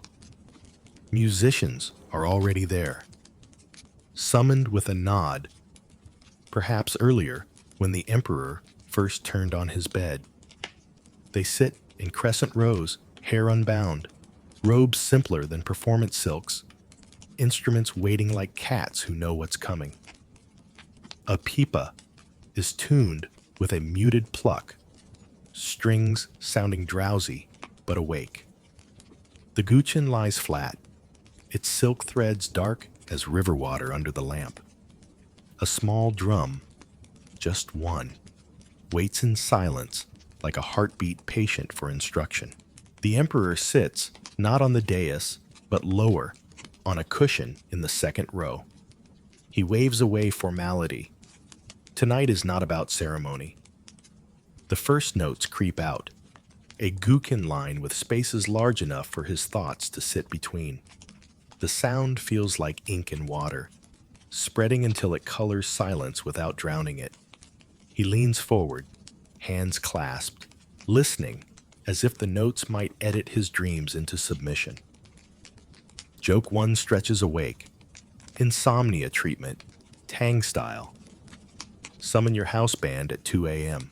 Around the edges of the room, concubines arrive quietly, robes layered for warmth, hair let down in polite rebellion against the day's pins.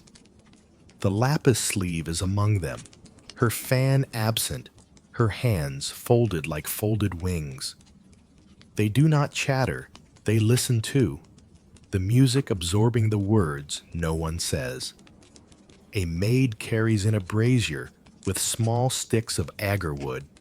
The smoke curls and joins the sound, making a duet of air and ear. You breathe it, and your pulse begins to agree to slower terms. Quirky tidbit. One physician's note from the era recommends pressing the temples with warmed jade at night to coax drowsiness. You see an attendant holding just such a stone, discreetly offering it if wanted. Whether it's the stone or the music that soothes more, you can't tell. But the emperor doesn't take it yet. Instead, he signals for the sheng, and its chords lift like windows opening one by one. The hall brightens in sound, though not in light, and the concubines lean into it, shoulders easing, eyes reflecting the candle flame doubled. The lapis sleeve hums a thread of harmony, soft enough you almost imagine it. The emperor glances once in her direction, not a command, but acknowledgement. The musicians fold the hum into the pipa's pulse, and for a moment, the hall carries the shape of a lullaby, too dignified to admit it is one. Historians still argue whether Xuanzang composed tunes himself, or merely borrowed and edited. Tonight, you suspect he is composing in posture, in breath, in the exact timing of when his shoulders finally lower.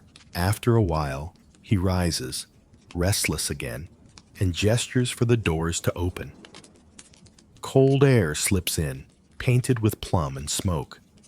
He walks toward the garden, and everyone follows at a careful distance. The music thinning behind, like silk unraveling but still strong enough to bind.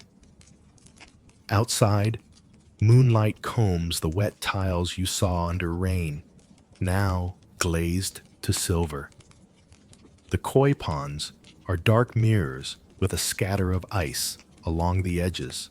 He paces the bridge, looks into the water as if seeking an answer there.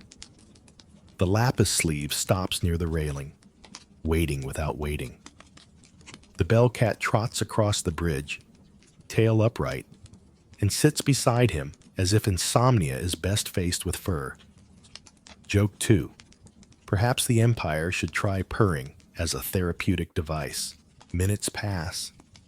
The only sound the distant plunk of water against a stone basin, like a metronome too sleepy to hurry. The Emperor turns suddenly and begins to walk again, through corridors where guards blink themselves fully awake at his passing, through courtyards where braziers are fed fresh coals without a word. He enters a chamber lined with scrolls, not the library's official hall, but a private room of favorite poems and painted fans. He takes one scroll, unrolls it, and reads by the flicker of a single lamp. The characters bend in the wavering light like trees in wind, steadying, steadying. He murmurs a line aloud, and the lapis sleeve answers with the next, voice low, eyes on the floor. You recognize the cadence. It is Wang Wei, lines about moonlight on a bed and the suspicion of frost. The irony isn't lost. A poem about sleeplessness read on a sleepless night. Historians still argue whether this taste for poetry was indulgence or medicine. You decide it doesn't matter when the medicine works. The jade stone appears again, warmed, pressed lightly to his temple by an attendant with hands steady as silence. He exhales, sets down the scroll, and sits back. Around him, the room lowers its breathing too. The brazier sighs, the cat curls in a corner. Even the pipa, still resting from earlier, seems to hum in sympathy. Joke 3. If the emperor finally dozes, tomorrow's court record might read, Empire stable, cause, lullaby, cat, jade rock. He does not sleep yet, but the frown in his brow eases. He closes his eyes, not in defeat, but in rehearsal, as though trying the shape of rest before he commits. The lapis sleeve folds her hands, waiting, patient as the plum outside that blooms when the air still says winter. You step back, careful not to break the fragile quiet that has been stitched together with smoke, music, poetry, and paw prints. The palace has made a bed out of the night. Whether or not he lies down in it, you know sleep is walking closer. The palace walks with fewer footsteps now. The quarter-hour drums are hushed, as if the beat itself has dozed off. Torches gutter, lanterns sigh their last breaths of wax, and shadows lean together like tired courtiers deciding to conspire in sleep rather than politics. You follow along the inner corridor one final time, where the lacquer has lost its polish to the night's condensation, and the vermilion paint looks darker, almost wine black. The emperor moves slower, his robe whispering with the drag of weight no music fixes.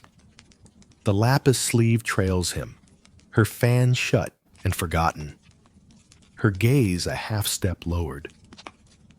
Behind, the attendants fade into the hall's corners, giving him space as if silence itself is a throne. He pauses once by a brazier, warming his hands briefly, then sets them behind his back again. It's less a gesture of command now than one of habit, the posture you keep even when no one needs reminding who you are. At the Koi Bridge, the water is ink with only one star dropped in, the moon nearly gone, smudged by the rim of the eaves. The fish do not stir. Their punctuation sleeps. The bellcat sits mid-span, tail wrapped like a final signature, as if to close the day's story on behalf of everyone else. Joke 1 treads softly.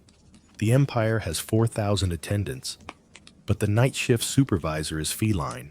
From here, the Emperor makes his way toward the outer courts. Steps slower. Pauses longer. A plum blossom drifts down ahead of him and lands on the flagstone. A pale dot, like a note the night has scribbled.